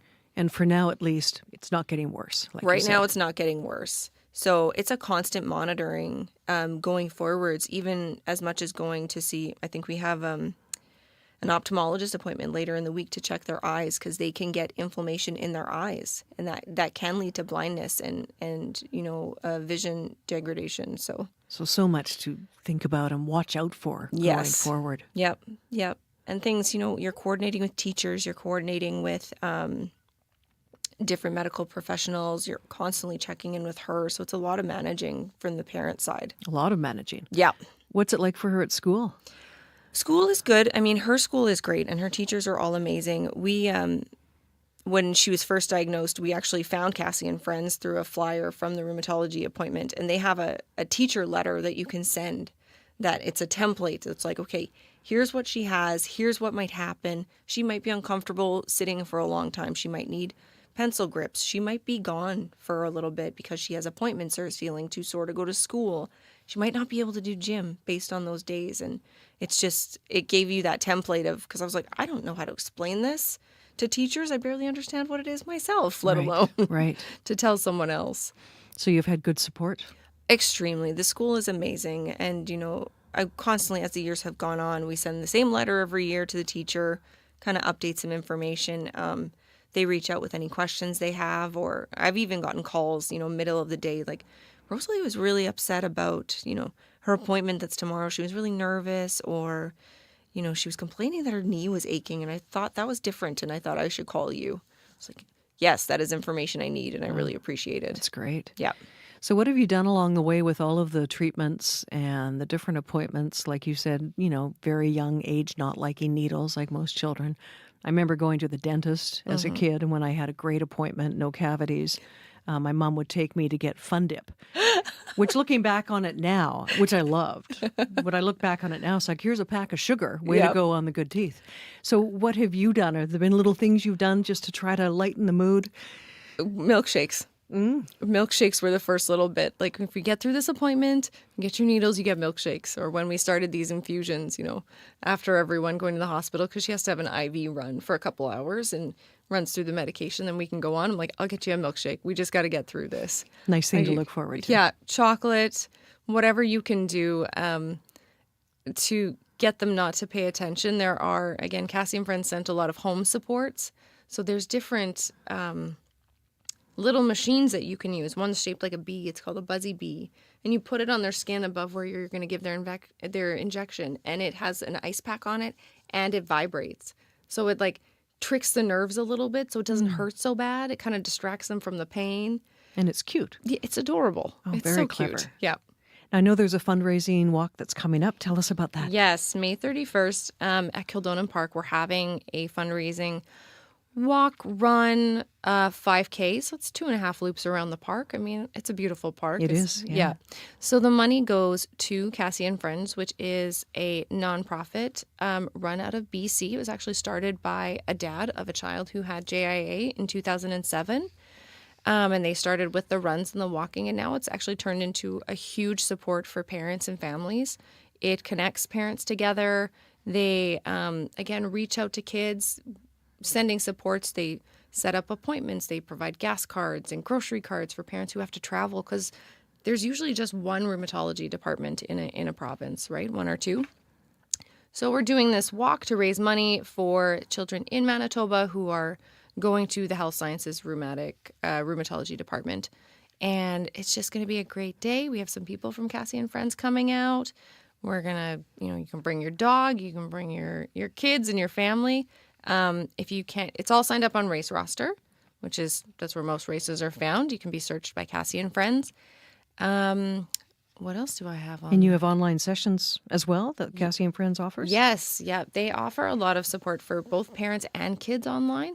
So not only do they have on-demand videos on their website at cassieandfriends.ca, but you can join in to webinars for parents that they host almost monthly. There's one actually coming up in 2 weeks as like a checkpoint for parents. Like, hey, here's what Cassie and Friends is doing this year with research. They fund research and support it. They do surveys for to know what the awareness is in Canada of JIA and different kind of rheumatic diseases. It's also talking about some things that they found out at the latest rheumatology conference, because there's conferences for this stuff, right? And they learn about what's happening in research for these kids, because, they just want to be kids. And so the more we can promote it and get this looked at, then the faster we can get these kids with a cure or improved treatments, because a lot of the treatments aren't great. Right. Thanks so much for coming in and sharing with us what you're all going through. Yes, thank you for having me. That's Abby Lecheson, a juvenile arthritis parent advocate. March is Juvenile Arthritis Awareness Month, and that online information session for parents is taking place March 28th. The fundraising walk again is May 31st at Kildonan Park. And for more information, you can go online and find some more information at cassieandfriends.ca. It is 7:26, minus 6 degrees here in Winnipeg, going up to a high of 0 today. But with a west wind gusting to 50 at times, it is certainly going to feel a little chillier than that throughout the day.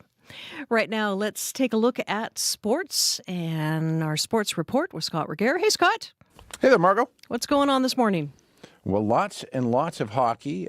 Busy times in the sport, including around Connor Hellebuck's net last night in Vancouver, where it was an uncharacteristic, middling performance from the best netminder on earth. 6-2, the final for the Canucks. This is just the third time all season long, Margot, Hellebuck's allowed that many goals. Well, he allowed 5 in the game. Despite the shaky performance, head coach Scott Arniel is not blaming his netminder.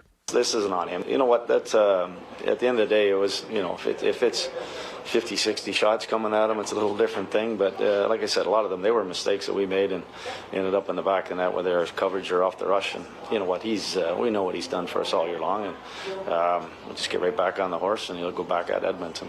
Yeah, they'll be playing against the Oilers tomorrow. I mentioned the Oilers, the Jets, the Canucks. Every Canadian team except the Flames right now are in a playoff position, and it is not inconceivable Calgary makes its way into the dance as well. Can you imagine all 7?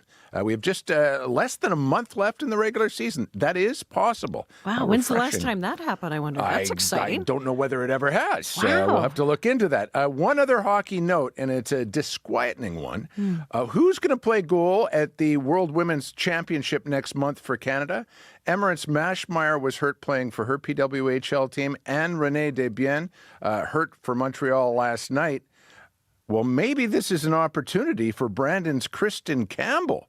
Usually the third stringer. She might have been bumped up into the starting role for the World's next month. That's something we'll continue to watch. Very good. Over to the slopes now. What are you watching as the freestyle ski and snowboard world championships get underway today? Well, medals up for grabs in Switzerland this morning, including in moguls, Margot. These Worlds, the last for this group of athletes before next year's Olympics. At the previous Worlds in Georgia, the country, not the state. Canada finished third in podium finishes, and mogul specialist Mikhail Kingsbury was the star of the show. He's showing an indication he's going to do the same thing this time around because he just won silver in, I guess we'll call them singles moguls because he still has the doubles moguls to go. So you can watch all of this on CBC Gem right now. As for snowboarding, the now, I can't believe I'm saying this, the now 31-year-old Mark McMorris is leading Canada's young team. Oh. They keep me on my toes for sure. They ride a lot. I need to not pretend that I'm them because if I ride at that capacity, I get really sore and I feel everything. But it is definitely motivating, and their excitement to be there is easy to feed off of. It's contagious, and they're just great kids. Great kids. Wizened, achy veteran Mark McMorris there. Just another sign, Margot, we're all getting a little longer in the tooth, some of us longer than others. Oh, I hear you. I always love watching the mogul events, as they're trying to avoid all the bumps and they're, shaking and bumping up and down. We have a lot of moguls in Winnipeg too. Yeah. Yeah, we call them potholes. Yeah, I was thinking that. Yeah. They don't do quite as much damage on the knees as the ones on the slopes do, Yeah, but on your car tires. Just the undercarriage. That's right. Yeah, that's right. The undercarriage. That's right. Thank you, Scott. You bet. Scott Regehr with the CBC Sports Report. Right now, time for CBC News. This is CBC News. Good morning. I'm Heather Wells in Winnipeg. At 7:30, it is -6. The last official day of winter in Winnipeg is going to become windy. The wind west gusting to 50 early this afternoon. Today's high is 0. A land use conflict is brewing in the southwest Winnipeg neighborhoods of Wilk South. A homeowner there has built a 10-meter tall mud burm between her property and that of her neighbor. The berm has a city permit. City Councillor Evan Duncan, who represents the area, is not happy about that. This clearly is not within any sort of parameters that are set or practiced throughout the city of Winnipeg. And I want to remind people, this is the city of Winnipeg. This isn't the wild, wild west south of Wilkes. The lawyer for the property with the berm says it will look nice when it's finished. The property owner who faces the berm is considering legal action against the city. Now, last year in this same neighborhood, the city approved a garage built without any permits, even though it was 4 times the size of what is normally allowed. A member of Winnipeg's Jewish community is relieved to see terrorism-related charges against a man accused of spray painting anti-Semitic graffiti. Yesterday, RCMP announced several charges against 19-year-old Nevin Thunder Young, including participating in terrorist activity. Last fall, there were several instances of swastikas and initials of a neo-Nazi organization spray painted in Charleswood. Avram Shirak took it upon himself to remove those tags. Initially, he was disappointed when only mischief charges were laid. I'm very pleased to see they've taken this so seriously, and I'm happy to see that someone who obviously doesn't just hate, but goes beyond that, is being held to account. Shirak says since Young was arrested in January, he hasn't seen any more anti-Semitic graffiti in his neighborhood. None of the charges have been proven in court. Following in her mentor's footsteps. The NDP's Shannon Corbett winning the Transcona by-election yesterday with 64% of the vote. The race became necessary when NDP MLA Nello Altamare died in January. Like Altamare, Corbett is an educator, and she says it's an honor to take over for Altamare, who she considered a friend. He was a fabulous leader, a fabulous mentor, and I'm just so grateful I had the time. And I can't believe I get to follow in his footsteps and continue what he started for Transcona. Corbett earned more votes than the rest of the field combined. The PCs came in second place, former City Councillor Sean Nason getting 29% of the vote. The Southern Chiefs Organization is adjusting the cost and the scope of its ongoing redevelopment for the former Bay Building in downtown Winnipeg. The SCO has called a news conference today to update its plans for Waiwane Baga Kinagan, the mixed-use project planned for the former department store. The project was announced at one $130 million in 2022. The cost was increased to $200 million the following year. The city, province, and federal government have pledged a combined $141 million toward the project in cash, loans, and tax relief. Manitoba's U.S. border crossings were not as busy in February compared to the same month last year. It's another sign of the impact Donald Trump's tariff war is having on that country's relationship with Canada. The data from U.S. Customs and Border Protection shows the number of travelers crossing into North Dakota and Minnesota dropped 18% last month compared to February of 2024. Manitoban Rudy Giesbrecht is canceling a trip to the U.S., and he's not shy about saying why. Mr. Trump and his tariffs and his attitudes towards Canada. Don't want to support them in any way, shape, or form. Travel Manitoba says the tourism industry is trying to convince people to spend spring break here to boost travel numbers in this province. U.S. President Donald Trump railed against Canada last night during an interview with Laura Ingraham on Fox News. Trump complaining about U.S. having a trade deficit with Canada and criticizing Canada for low defense spending. He even weighed in on the next Canadian election with a blunt comment about Conservative leader Pierre Poilievre. The Conservative that's running is stupidly no friend of mine. I don't know him, but he said negative things. So when he says negative things, I couldn't care less. I think it's easier to deal actually with a liberal. And maybe they're going to win, but I don't really care. It doesn't matter to me at all. Trump also repeated his desire for Canada to become the 51st state. You can hear the latest national and international news on World Report at 8. The Jets were up against what their coach called a desperate team. Tip, loose across, Iafallo scores! Alex Iafallo in the second period on TSN. But it was Winnipeg who couldn't cut it against the Canucks. The Jets beaten 6-2 in Vancouver.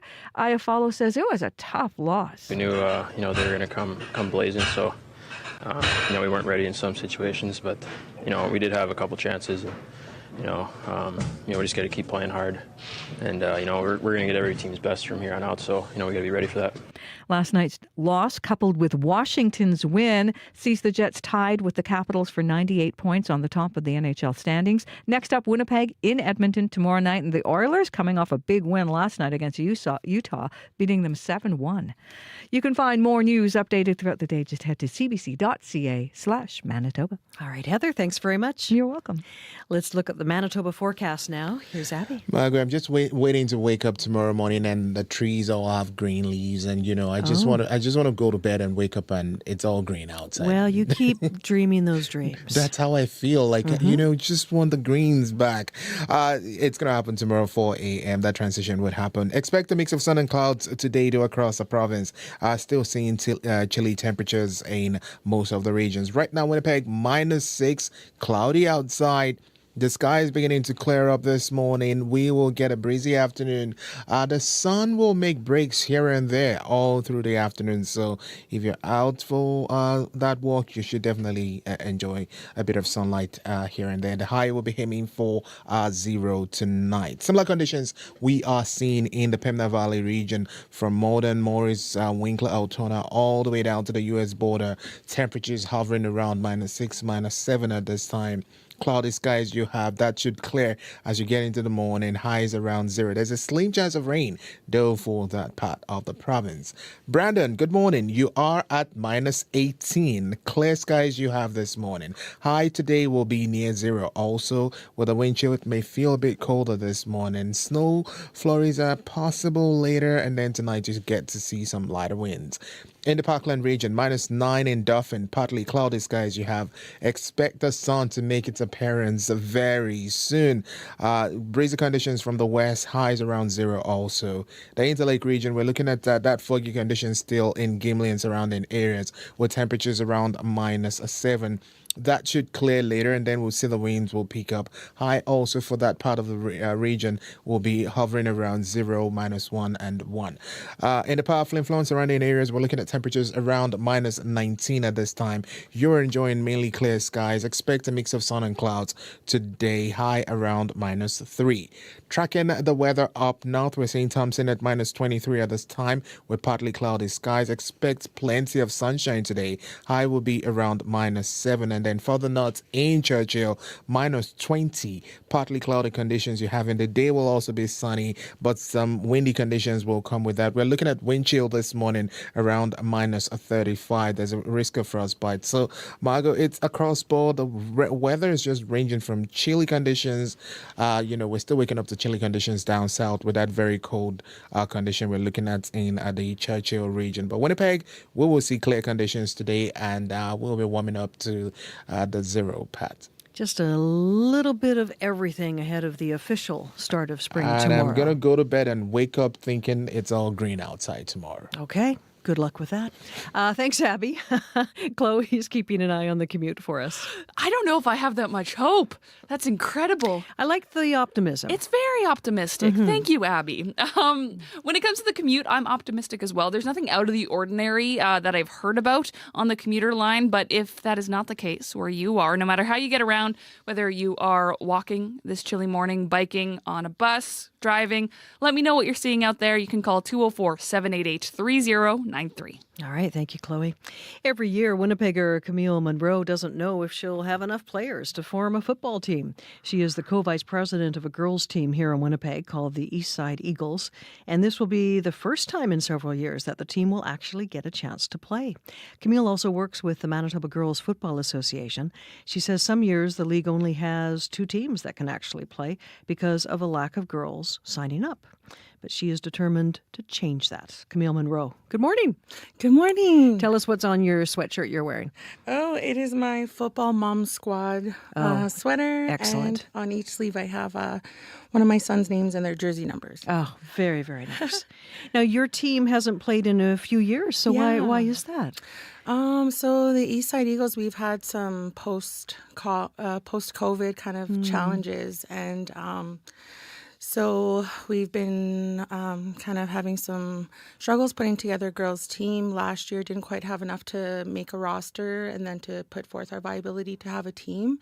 And so this is my first year with Eastside, and I've worked in women's football and girls' football for the last several years. So I've really seen the underrepresentation and the lack of accessibility when it comes to football and for our female youth. And so this year, stepping forward with my role, I'm really hoping that I can really help promote the league, the Manitoba Girls Football Association, and in helping that, with that promotion, then promoting our teams and our clubs and getting things going. What ages are we talking about for the football teams?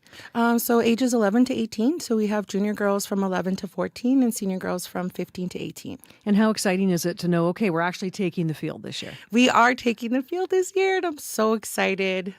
We are so excited at Eastside. Now, why is it that there's such a challenge trying to get young girls signed up and interested? Well, there's a couple challenges. I mean, football has always been a boys' sport. It's always been a men's sport, first and foremost. So with the lack of inclusivity, it's been challenging footing a girls' teams. Lisa Cummings is a really great mentor. She's one of the founders of the Manitoba Girls Football Association, and getting to know Lisa and what I've known about her just with the legacy of the work that she's done in the community is, she has been a huge representation for girls in football, and founding this league back in 2011, she really hit the ground running with promoting and just getting out into the communities and letting everyone know, like, hey, we have girls football. There's teams for kids to join. And just with that, it growing into girls being able to play in the Canada Cup and play into tournament, right. Compete for a championship, a national championship. It also opens up other opportunities as well. You mentioned accessibility as well. Sometimes that's a problem. Yeah. So, we welcome players from all diverse backgrounds and abilities, and diversity in football and accessibility. So one thing about football is there's a position for every body type, every walk of life. Like, there's so much diversity in football, and it's a totally inclusive sport. Accessibility, with respects to that, I don't think that in our communities, our neighborhoods, I don't think there's a lot of talk, that that buzz going around yet, in our households that are talking about, hey, there's, girls football down at the club in our neighborhood. I just don't think it's a household conversation yet the way it is with respect to the boys' sport. Because with my sons, they play football too. And that's a language that's talked about a lot more often than in girls. So for our clubs, we really, really want to let's get that conversation going. Get the conversation at the breakfast started. Table and right? Absolutely. Get the seed planted, conversation started, and let's just keep nurturing the subject. And we have a lot of resources. So I'm a book full of information for any kid that is interested in playing football. So when did you start playing football? I started playing football 5 years ago. And what was that like? Oh, it was amazing. It was one of the most empowering experiences in my life. I never considered playing women's tackle football. And a woman who I consider a really dear friend and mentor approached me. She plays women's tackle football. And she said, hey, would you ever be interested in playing? And I looked at her like, me? And she's like, yeah. She's like, one thing we can't teach is you can't teach heart. And you have heart. She said, but we can teach you everything about football. She's like, I think you would be amazing on that field. And it was something I never considered for myself. And so when I take that experience too and I apply it to the youth that are in my life, because I'm sure some of them have felt that way or will feel that way or are feeling that way.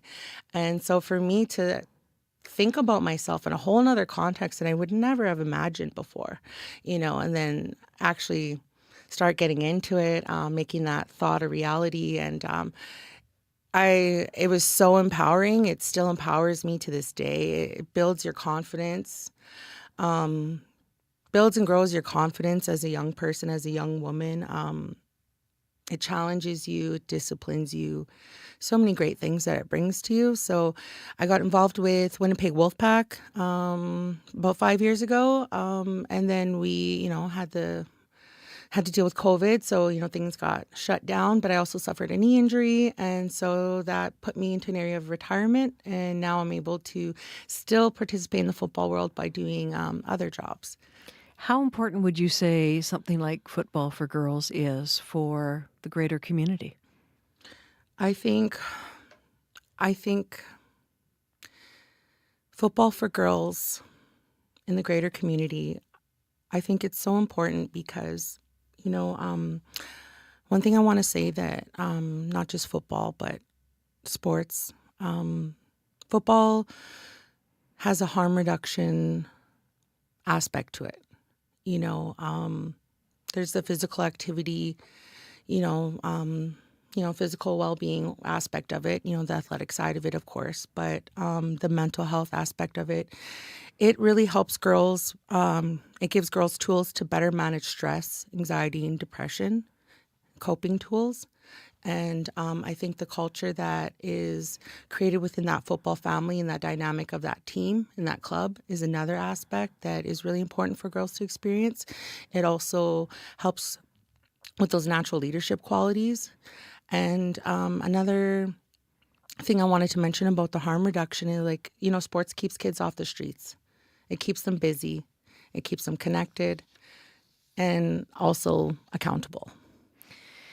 And if there is anyone listening, either a young person or their parents, their family, and they're thinking, hey, this could be a cool thing, where can they get more information? Absolutely. So MGFA, the Manitoba Girls Football Association, they have their own website. Eastside Eagles has their social media pages, so on Facebook and Instagram.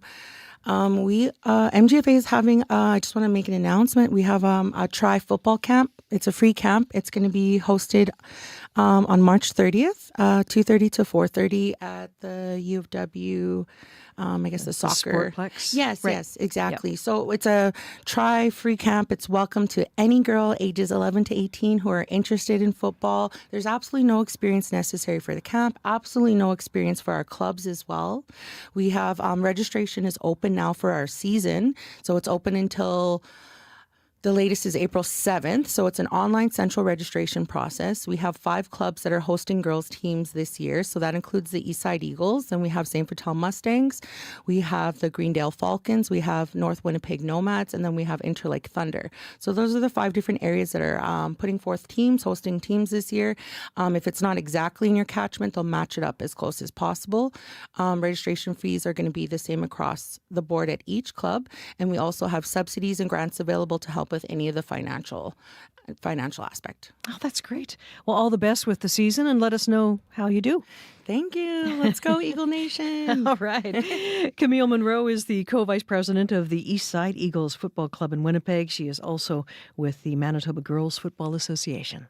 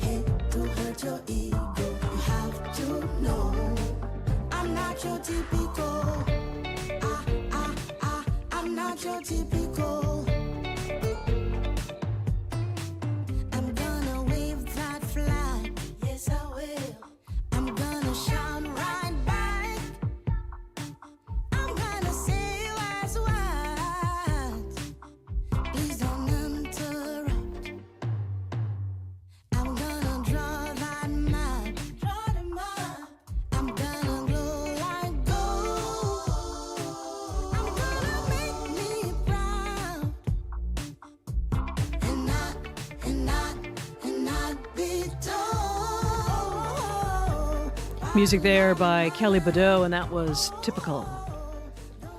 It is 7:50. Good morning. I'm Margo Watt. You're tuned into Information Radio here on CBC. Glenn Hart built a dream home of a bungalow in the southwestern Winnipeg neighborhood of Wilk South. His house has 2,500 square feet of living space, air conditioning, fireplace, big attached garage. He also has a unique view out of his front window, a 10-meter tall wall of mud. CBC's Bartley Kivas joins us now in studio to tell us about the burm that is a burning issue in this sprawling, semi-rural neighborhood. Hey, Bartley. Good morning. Now, I want to hear about this big burm. First of all, though, tell me, where exactly in Winnipeg is Wilk South? Okay, so Wilk South is a big rectangle of land in southwest Winnipeg, and as the name suggests, it's south of Wilkes Avenue. It's big, but very sparsely populated. 5% of the city in terms of square kilometers, with only 850 people. 815 people, according to the 2021 census. Now, it's also wealthy. The mean household income is $452,000 a year. The residential lots are large. There's no water and sewer service. People use cisterns and holding tanks instead. There are also horse stables and small acreages, larger plots of agricultural land, and a few industrial businesses. It is in some respects a planning nightmare, as City Council found in 2017 when a number of Wilkes South residents were outraged by a plan to extend Sterling Line Parkway through the neighborhood. And that plan was cancelled, of course. But people who live in Wilkes South, including a couple of Winnipeg Jets, they love the neighborhood. So tell us about some of the residents there, starting with Glenn Hart. Well, Glenn Hart's a roofer. He bought a property in Wilk South about 6 years ago. It's a landlocked parcel, meaning it has no formal road access. The only way to reach it is via right-of-way, which is a private access road across other people's property. Now, according to a planning framework for Wilk South, dating back to 1994, you can't build a new home on a landlocked parcel with no water or sewer service. But the property Hart purchased is special. In 2007, the former owner of this land asked the city of Winnipeg to change a zoning rule to allow him to build there. The city said no. A city planner named James Veach even called that owner out for trying to get around city rules, but the owner appealed, and 3 city councillors, and none of whom serve anymore, gave him permission to build, and also didn't put an expiry date on that exception. So when Glenn Hart bought this property, he too had a right to build a home here, which is what he did. So how did that go over? Well, not very well with his neighbor. Just north of Hart is a woman who has lived in Wilk South, tending to a few horses for a couple of decades. And all of a sudden, construction trucks are coming down her driveway, or the right-of-way rather, building Glenn Hart's home. According to Hart, she got in the way. According to her lawyer, Hart started trespassing on her land, and one thing led to another, and she started building a berm. In 2022, the city granted her a permit for a landscaping project, which resulted in a wall of mud, about 10 meters tall right now, stretching across the southern boundary of her property, obscuring her view of Glenn Hart's dream home of a bungalow, but sloping steeply on his side down to a drainage ditch that Hart says endangers his 4-year-old daughter. Here's how Hart describes the landscaping out his front window. Anybody that comes here, wants to know when the ski hill's opening up, when the lights are going up, chairlifts. Everybody that comes here cannot believe that it's happened, but nobody seems to be able to do anything about it. What kind of nicknames have you or other people given it? Yeah, it's Brady Landfill 2.0. It's a commercial dump site. They've allowed thousands and thousands of truckloads of fill in here. Now, what does Hart's neighbor have to say? Well, I spoke to her legal counsel, a lawyer named Bruce King, and he tells a very different story. He says his client started building the berm to protect her and her horses from Glenn Hart. The landscaping is extensive, well-planned, and frankly rather ambitious. She is executing currently phase 1 or attempting to execute phase 1 of that landscaping plan, and it does involve the erection of berms, with the purpose of the berms being intention to shield the animals from interference from activities on adjoining properties, not just Mr. Hart's, but properties to the west. Now, there have been a number of accusations and counter-accusations between these neighbors, police complaints to City Hall. Both sides agree they do not get along, and so I spoke to a mutual neighbor about this, and his name's Andrew Fast, and he too accesses the same private right-of-way. His wife's family has owned property in Wilk South since the late 1950s. He says while he's disgusted with the berm, he believes both of his neighbors are at fault. Ultimately, though, he feels the city is to blame. This is a very unique neighborhood. I mean, we all know each other, and you can't say something to this one or it's going to get back to this one. But it's a very unique piece of property. I fault the city. The city is just as much at fault here as any of these people. Now, why does Andrew Fast believe the city is to blame? Well, the city is the one that provided the permit for the landscaping. In fact, there are no rules governing the height of berms on private property. Evan Duncan, the city councillor for Charleswood, Tuxedo Westwood, says he's frustrated the big berm of South Wilkes is perfectly legal. This clearly is not within any sort of parameters that are set or practiced throughout the city of Winnipeg. And I want to remind people, this is the city of Winnipeg. This isn't the wild, wild west south of Wilkes. I would like to see people come out from the city and look at this and look for a solution on how it can, at the very least, be something that doesn't make property values go down and doesn't seem like an eyesore. Duncan was also frustrated last year when another South Wilkes property owner built a 5,000 square foot garage, that's about 4 times the size of what's allowed, without any permits, and it got approved. Hence the comment about the wild, wild Wilkes. Right. So what happens now? Well, Glenn Hart said he'd be okay with something with a more gentle slope and maybe some trees. And Bruce King says it will look nicer when it's finished. Hart says he's considering legal action against the city. Now, I asked to speak to someone from the city. No one from Water and Waste, which deals with land drainage, would speak, nor would anyone from Planning, Property and Development, which is responsible for neighborhood livability bylaw complaints. But the city did say and note that there is this moratorium on new residential construction in most of Wilk South. So in the meantime, we have $1 million homes next to stables, next to farmland, and a few industrial operations with no water and sewer service, all within the city of Winnipeg. All right, Bartley, thanks so much. Bartley Kivas is a reporter with CBC Manitoba. You can see the story, see pictures of that berm on our website, cbc.ca/Manitoba. Let's go to our CBC Newsroom now with Heather Wells. Good morning. Well, a member of Winnipeg's Jewish community is relieved, he says. Terrorism-related charges have been laid against a man accused of spray painting anti-Semitic graffiti. RCMP announced yesterday several charges against 19-year-old Nevin Thunder Young, including participating in terrorist activity. Last fall, there were several instances of swastikas and initials of a neo-Nazi organization spray painted in Charleswood. Avram Sharak says says since Young was arrested in January, he hasn't seen any more anti-Semitic graffiti in his neighborhood. The NDP's Shannon Corbett has won yesterday's Transcona by-election. She did it by getting 64% of the vote.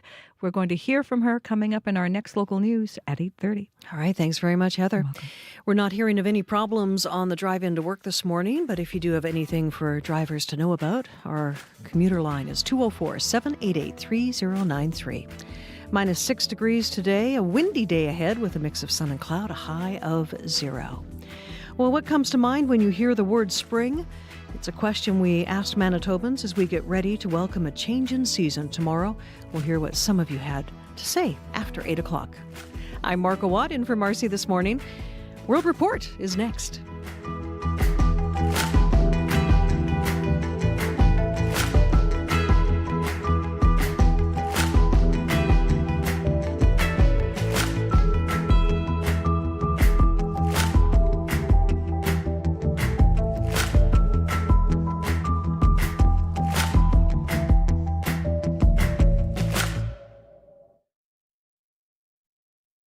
Five perceptive panelists, 5 blockbuster books, 4 days of smart and sassy deliberation and debate, but there can only be one winner.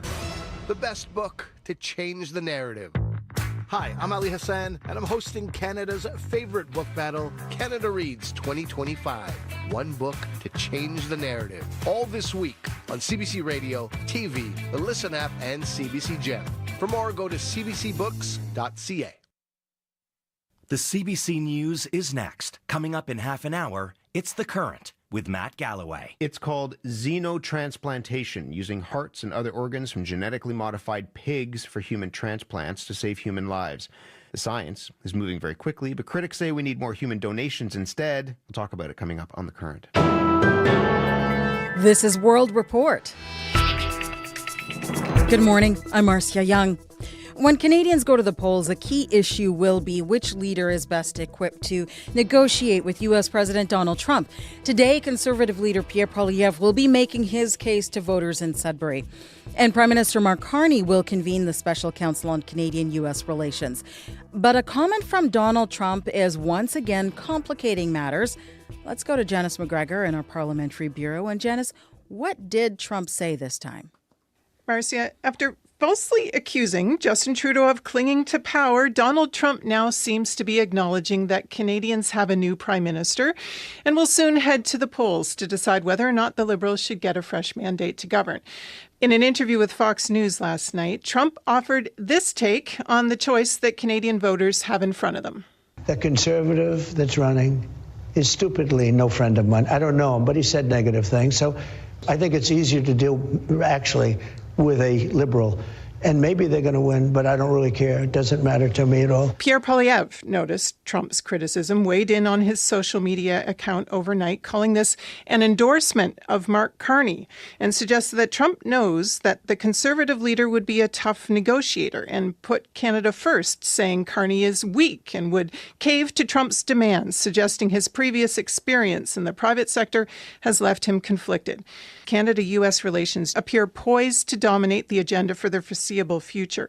Poilievre's speeches at times have acknowledged this shift. He's adopted the Canada First slogan to try to pivot to a more nationalist stance. It's one that's reminiscent in its style of the populist politics that carried the day in the U.S. last November, while also trying to fight against it in substance. The Conservatives have signaled a major change to the way they're going to campaign. Tell us about that. The Conservative campaign director, Jenny Byrne, wrote to media outlets yesterday to announce there's going to be no seats on the leader's plane or any campaign bus for traveling journalists. His events will still be public. She said the campaign will be transparent and accessible, but news outlets now face a hard choice. Even for a national broadcast network, the constantly changing travel logistics of a coast-to-coast-to-coast campaign is a significant drain on scarce resources. Some parts of Canada no longer have significant numbers of experienced political journalists. The alternative, though, is having to rely on the broadcast feeds provided by the party, and that's footage that the Conservatives will design and control. All right, thank you, Janice. You're welcome. The CBC's Janice McGregor in our Parliamentary Bureau.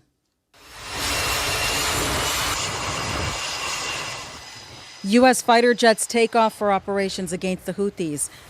They launched at least 10 more airstrikes at Yemen overnight. Yemen sources told Reuters they targeted a longtime hideout of Houthi leaders. As those missiles were launched, the Israeli army continued its bombing campaign.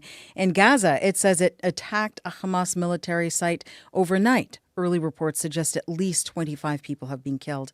The CBC's Crystal Gomansing is in Jerusalem with that part of the story. One of our safe houses was nearly hit last night. Tom Fletcher is the UN Undersecretary General for Humanitarian Affairs and Emergency Relief Coordinator. They're determined to do everything they can to save as many survivors as possible. And they're saying to us, what does it say about our values that we can't stop a 21st century atrocity happening before our eyes? The second day of strikes comes as far-right Israeli politician Itamar Ben-Gvir resumes his role as national security advisor. He resigned from that position in protest when Israel agreed to a ceasefire in January. Now that ceasefire is broken. The resumed military operations and ensuing cabinet appointment, says Ansel Pfeffer of The Economist, is about maintaining power. Prime Minister Netanyahu needs to ensure that he has a majority over the next couple of weeks to pass a budget. If that doesn't happen, then early elections are triggered. Most of his potential coalition are on the far right, and they have been demanding an end to the ceasefire and a return to the fighting. Thousands of demonstrators are marching towards Jerusalem. Multiple groups are involved, trying to show Netanyahu's government they'd rather fight for democracy. Crystal Gomansing, CBC News, Jerusalem. A grad student at New York's Columbia University is seeking refuge in Canada. Ranjani Srinivasan's student visa was suddenly revoked, and U.S. immigration or ICE agents came knocking on her door twice in 2 days. A Trump administration campaign is targeting students who officials say took part in pro-Palestinian protests. In a Canadian exclusive, Srinivasan spoke with Metro Morning host David Common. Donald Trump's Homeland Security Secretary calls you a terrorist sympathizer. When you hear that, what do you think? Well, I'm not a terrorist sympathizer, so I just find it kind of absurd. Who are you? I'm a PhD student who actually rarely left the office because I was busy working or grading my students' papers. She says she was given 15 days to leave the United States. She only stayed for 2 before boarding a plane for Canada. Now Ranjani Srinivasan is considering whether to complete her studies here or return to India. You can watch her full interview tonight on The National at 10 p.m. on CBC Television and wherever you stream CBC News. Judges are pushing back against U.S. President Donald Trump. Some of them are overturning his executive orders. Trump, in turn, is pushing back. That has the Chief Justice of the U.S. Supreme Court issuing his own rebuke. The CBC's Sarah Levitt joins us from Washington this morning. And Sarah, what are judges rejecting? It starts with Trump's attempt to ban transgender service members. That has been criticized by a Biden-appointed federal judge. Another judge blocked attempts by the Elon Musk-led Department of Government Efficiency to dismantle USAID, ruling that the cuts likely violated the United States Constitution. How has Trump and his administration reacted to these judicial decisions? Well, their first steps have been through the courts themselves and appeals, and that's worked in some cases. Trump's orders targeting diversity, equity, and inclusion policies have been reinstated for now. Trump himself has responded with anger, particularly when it comes to a ruling that banned the deportation of alleged Venezuelan gang members. The administration did deport them, saying the ruling came when the planes were in the air. I never did defy a court order. And you wouldn't in the future? No, you can't do that. However, we have bad judges. We have very bad judges. And these are judges that shouldn't be allowed. I think at a certain point you have to start looking at what do you do when you have a rogue judge. On social media, he called for the judge who ruled against the deportations to be impeached. And that appears to have prompted the Chief Justice of the Supreme Court to issue a very rare statement, although he doesn't mention Trump by name. John Roberts wrote, "For more than 2 centuries, it has been established that impeachment is not an appropriate response to disagreement concerning a judicial decision." Thank you, Sarah. Thank you. The CBC Sarah Levitt in Washington. Tesla has become a lightning rod since Elon Musk became an ally of Donald Trump. Some vehicles and dealerships have been vandalized. That has organizers of Vancouver's auto show worried about the safety of staff and guests. As Mira Baines tells us, they say this year the electric car maker is not welcome. In light of the recent escalating events throughout North America, as we get closer, we're seeing a spike. A spike of protests across North America has caused the Vancouver International Auto Show to remove U.S. car maker Tesla from its event this week.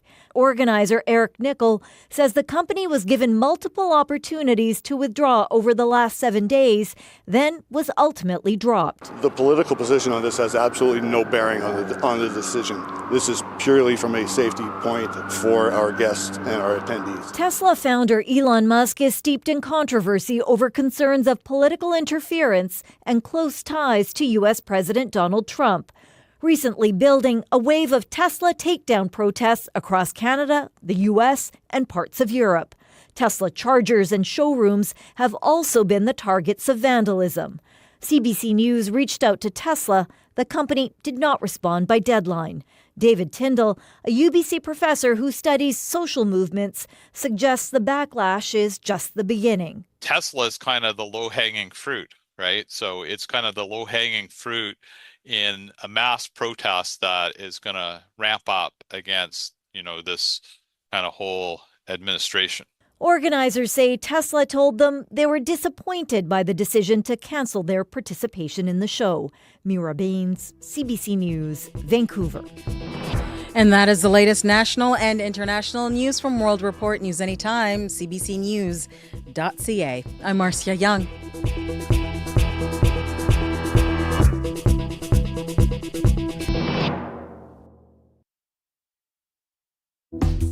Good morning. You're listening to Information Radio on CBC, 89.3 FM, 990 AM, on the app, and on YouTube.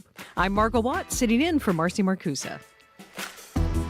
Coming up on the show, Manitoba's education minister says schools have sufficient funding to meet their needs this year. But some say it's not that simple.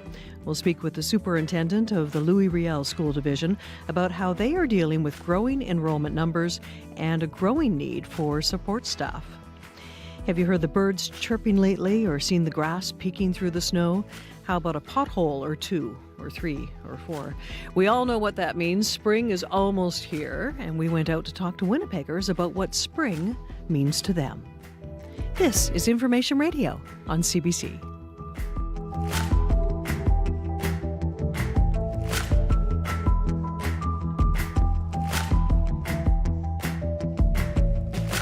With the very latest from our CBC Winnipeg newsroom, here's Heather Wells. Good morning. Well, a land use conflict is brewing in the Winnipeg neighborhood of Wilk South. A homeowner has built a 10-meter tall mud berm between her property and that of her neighbor. The berm has a city permit. And City Councillor Evan Duncan, who represents that area, is not happy about it. He says the berm clearly is not within parameters, adding, "This isn't the wild, wild west." The province's tourism industry is trying to convince people to spend spring break here amid Donald Trump's trade war. The number of land border crossings into the U.S. from provinces, including Manitoba, has been dropping. And there are also fewer people from the United States traveling to this country. We'll hear more in our next local news coming up at 8:30. Thank you, Heather. You're welcome. Abby, let's check out the forecast for Manitoba. We're already seeing sunny conditions in Brandon, Dauphin, Gimli, all the way down to Thompson, but still cloudy in this part of the province. Last day of winter, spring officially kicks in at 4 a.m., 4:01 tomorrow. So I'm still like in that zone. But today, let's talk about that mix of cloudy conditions and the skies that we'll be seeing in most of the areas. And of course, some light snow still hanging back. We might be noticing it in some areas. Right now, Winnipeg, it is -6, rather -7 now. The sun should make its appearance later. We then see some clear conditions this morning. We warm up to 0 today. All right. Thank you, Abby. Thank you. Chloe Friesen is here. She's checking traffic for us. Hello. It has been very quiet on the commuter line, at least for the entirety of the show here, so no issues that I am aware of. But of course, if as you are traveling, commuting throughout Winnipeg or Manitoba, no matter how you get around, if you spot something that is slowing you down this morning, we would love to hear from you on our commuter line at 204-788-3093.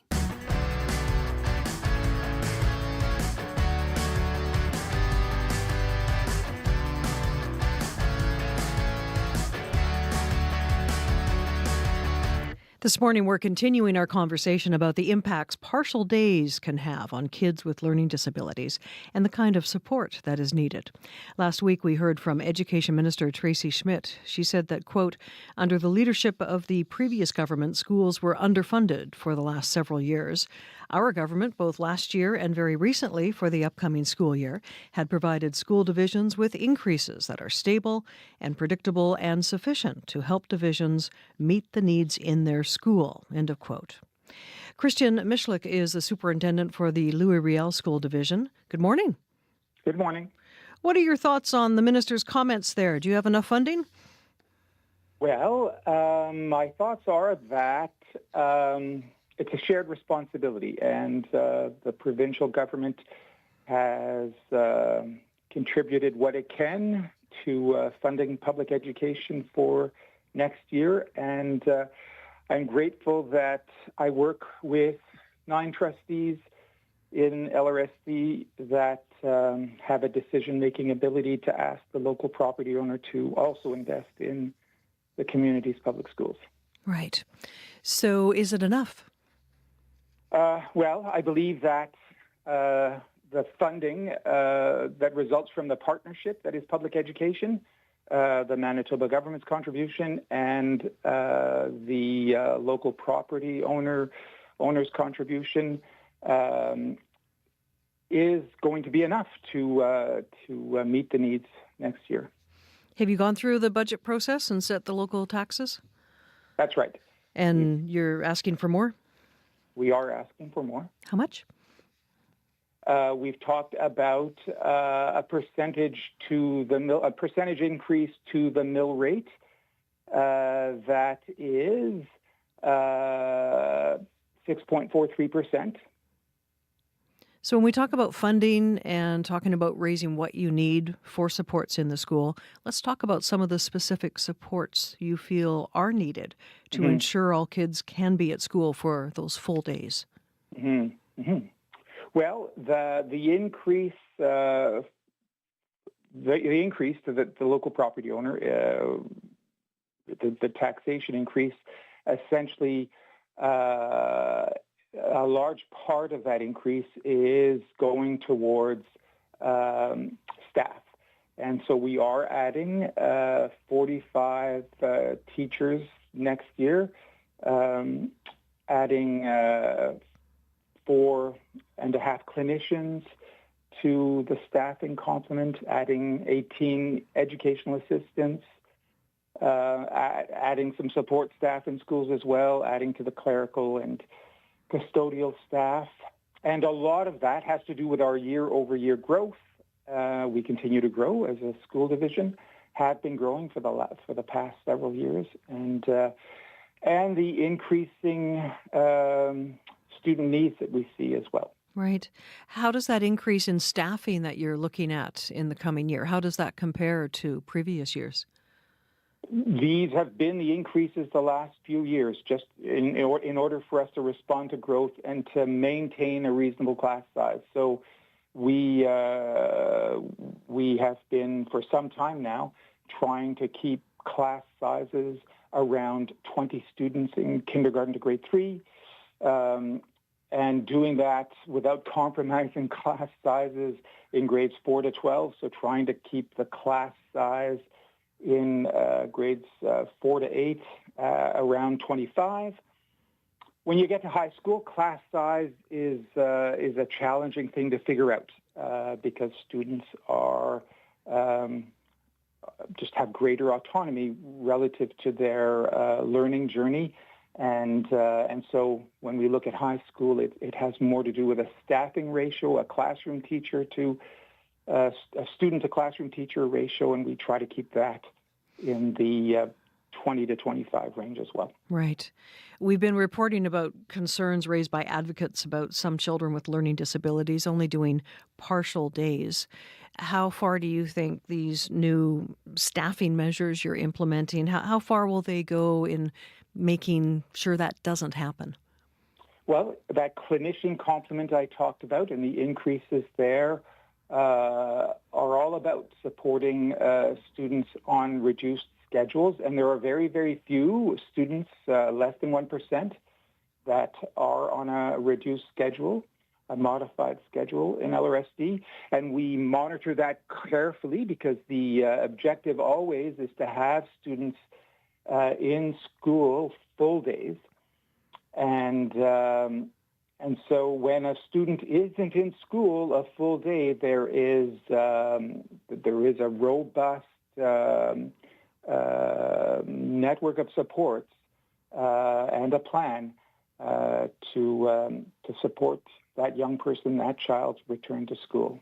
Could you give us a few examples of what's in that plan? What kinds of supports we're talking about?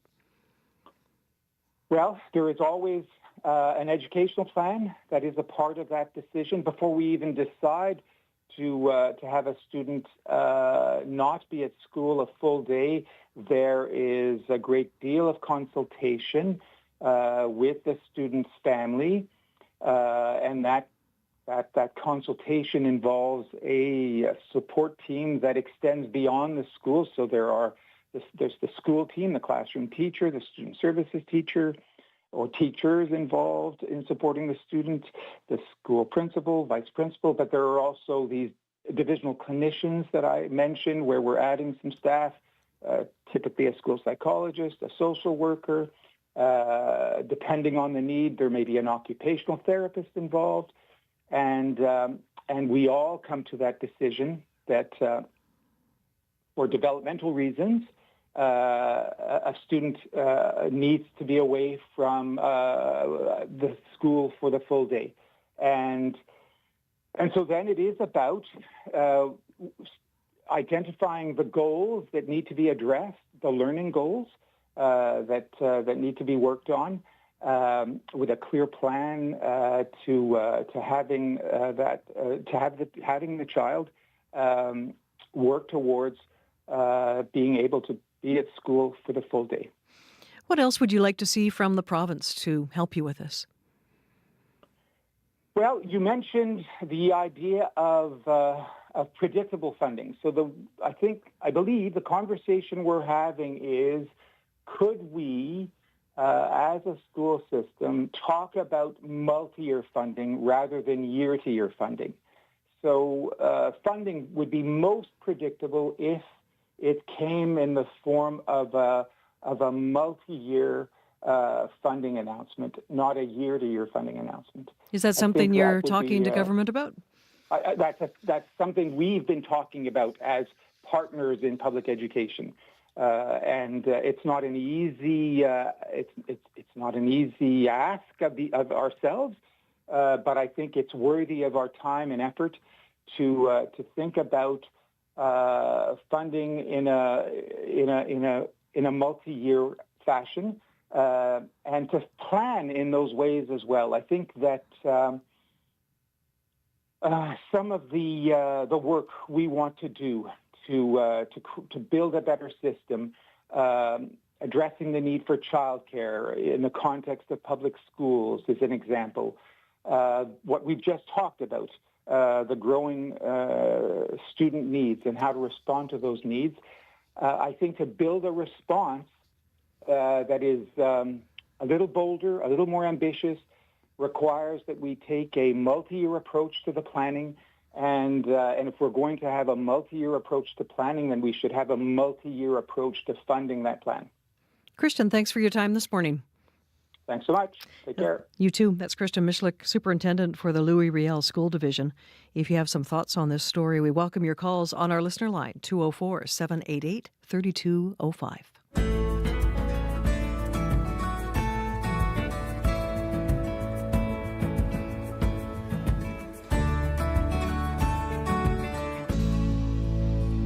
Well, if you're not a fan of winter, it's a pretty good time right now. Spring officially arrives tomorrow. CBC's Jim Agapito went to Kildonan Park to ask Winnipeggers how they feel about the change in season. It's almost spring, and since the snow has been melting, I wanted to ask Manitobans how they felt about the upcoming season and what the word spring means to them. Hi, what's your full name?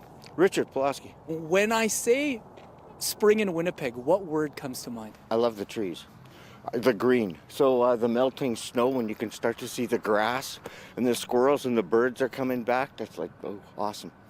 So when I say spring, what in general comes to mind? The smell's back. Instead of like 40 below and it's all frozen, you know, maybe it's musty or whatever, but like summer's coming, you know? And you've been out and about in the park today. What have you been seeing? The geese, the crows, the people. My full name is Sue Fenton.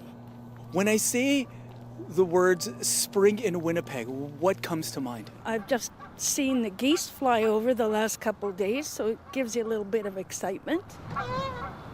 And what about in general when I say the word spring? Spring? Well, you just can't wait long enough for it. It's just almost there. And you get this excited feeling, and then they say snow's coming, so in Winnipeg you gotta live with that. Sometimes it's cold in the morning and then it gets warm in the afternoon. How do you dress for that?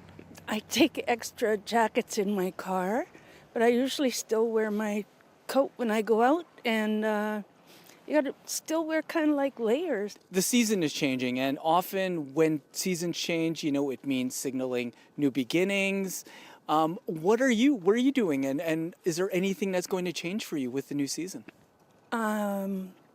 Well, I'm going to get a knee replacement, so I'm hoping that I can get some plants in the ground before that happens.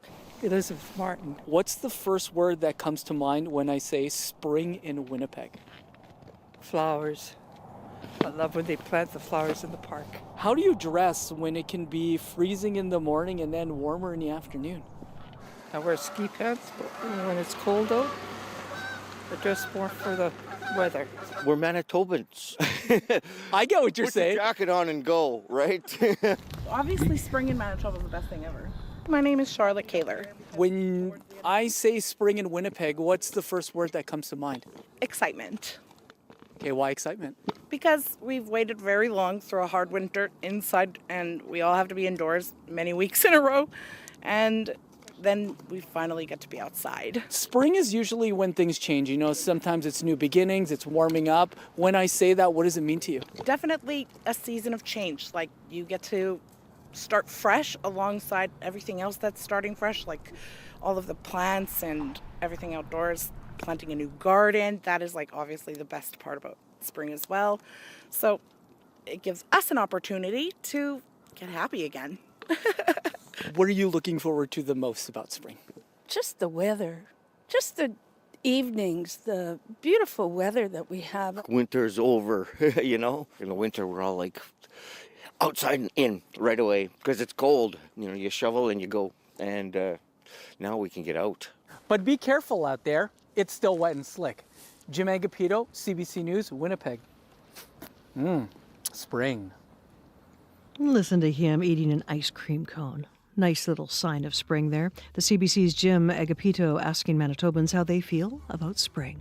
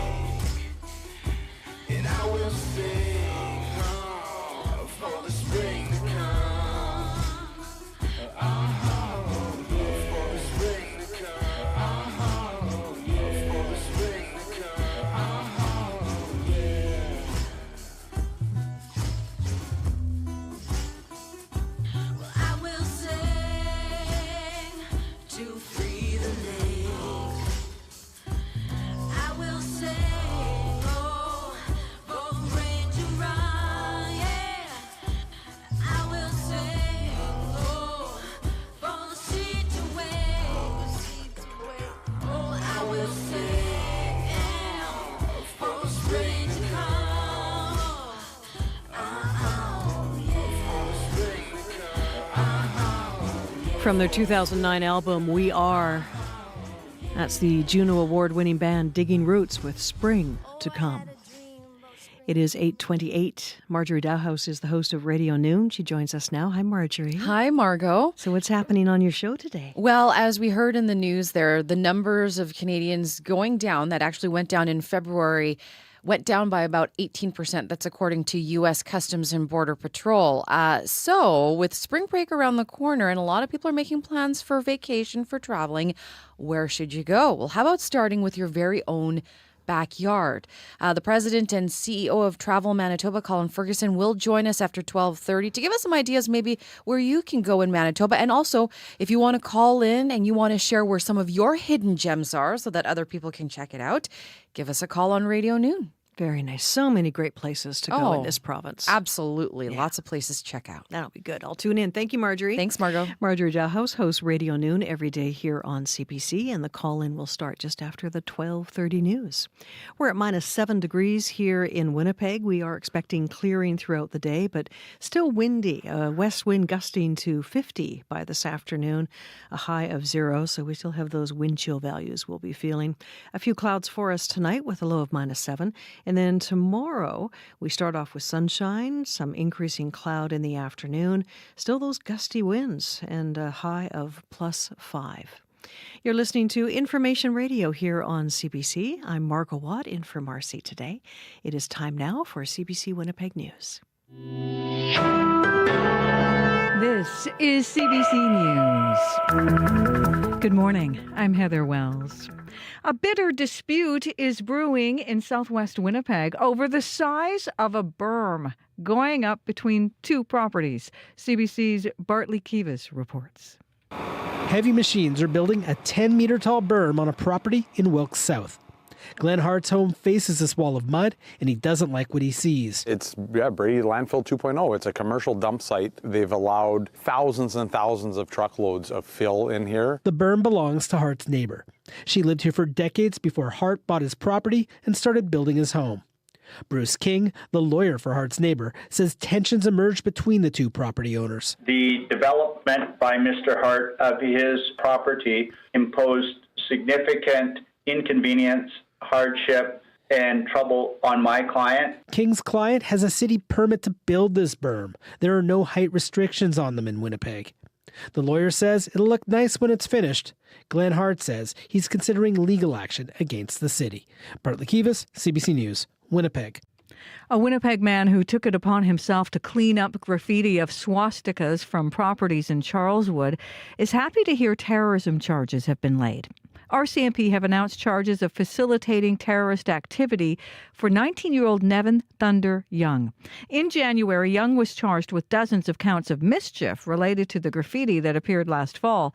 Avram Shirak says he's happy police are taking the situation seriously. It's not just anti-Jewish hate. It's not just Jew hatred and anti-Semitism. This is neo-Nazis who hate everyone except for themselves. And I'm worried for society, and I'm happy that the government is as well. Young remains in custody. Shirak says since the arrest, there has been no more anti-Semitic graffiti in his neighborhood. None of the charges have been proven in court. The Southern Chiefs organization is adjusting the cost and the scope of its ongoing redevelopment for the former Bay building in downtown Winnipeg.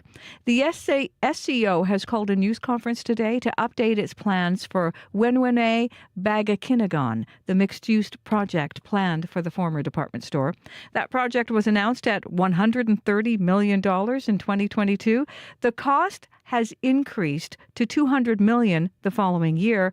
The city, the province, and federal government have pledged a combined $141 million towards this project in cash, loans, and tax relief.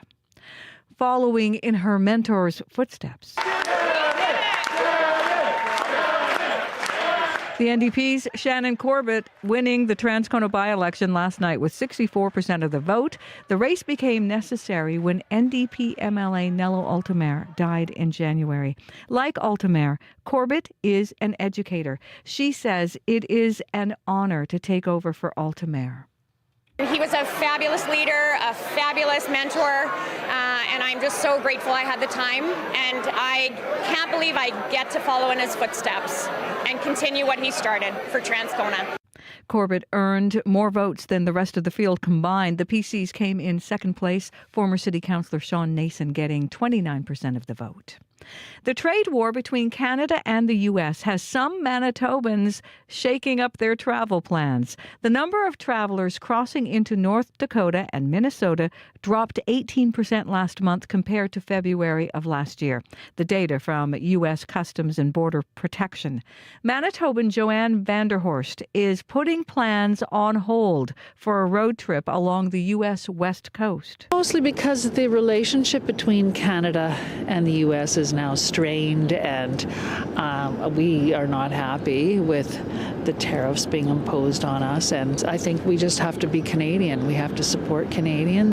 Travel Manitoba says the tourism industry is trying to convince people to spend spring break here to boost travel numbers in this province. Well, Tesla has been removed from participating in this week's Vancouver International Auto Show. Eric Nickel is the event's executive director. He says although there is no active threats, the action was taken because of safety concerns. The political position on this has absolutely no bearing on the decision. This is purely from a safety point for our guests and our attendees. Nichols says he's specifically worried about protests and vandalism against Tesla. The automaker has attracted criticism directed at its co-founder Elon Musk for his politics.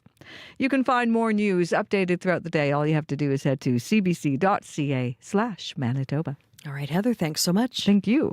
A final check of the forecast now with Abby. We're looking at a chilly mix of sun and clouds across the province today and this last day of winter.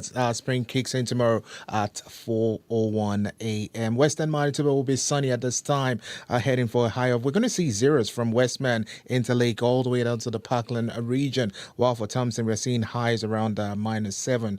Current temperatures in the northern part of the province, we're seeing it in the -20s. We're looking at -20 and -25. Winnipeg, the sun is on its way, and we warm up to 0 today. Now, Abby, I won't be here tomorrow, but because you are so excited about spring, I will set my alarm for 4:01 a.m. just so I can be there with you in spirit tomorrow. In the search of some green therapy. Yeah. Okay. All right. Thanks, Abby. Thank you. I'm not going to do That's that. commitment, I was going to say. I'm not going to. We I'm not won't going to. he's Still tell there. Abby. He's still there. Shoot. No. Okay, Chloe's here. How's traffic? Traffic has been quiet today. The commuter line rang once, and it was about some fog on Highway 16, likely no longer an issue. So enjoy the rest of your commute. Hopefully there's not too many issues out there. And yeah, is it a happy last day of winter? Sure. Or is it sure. Good riddance to the last See you day later. of winter? Bye, winter. See you later, winter. Whatever you want to call it. All right. Thank you, Chloe. No problem.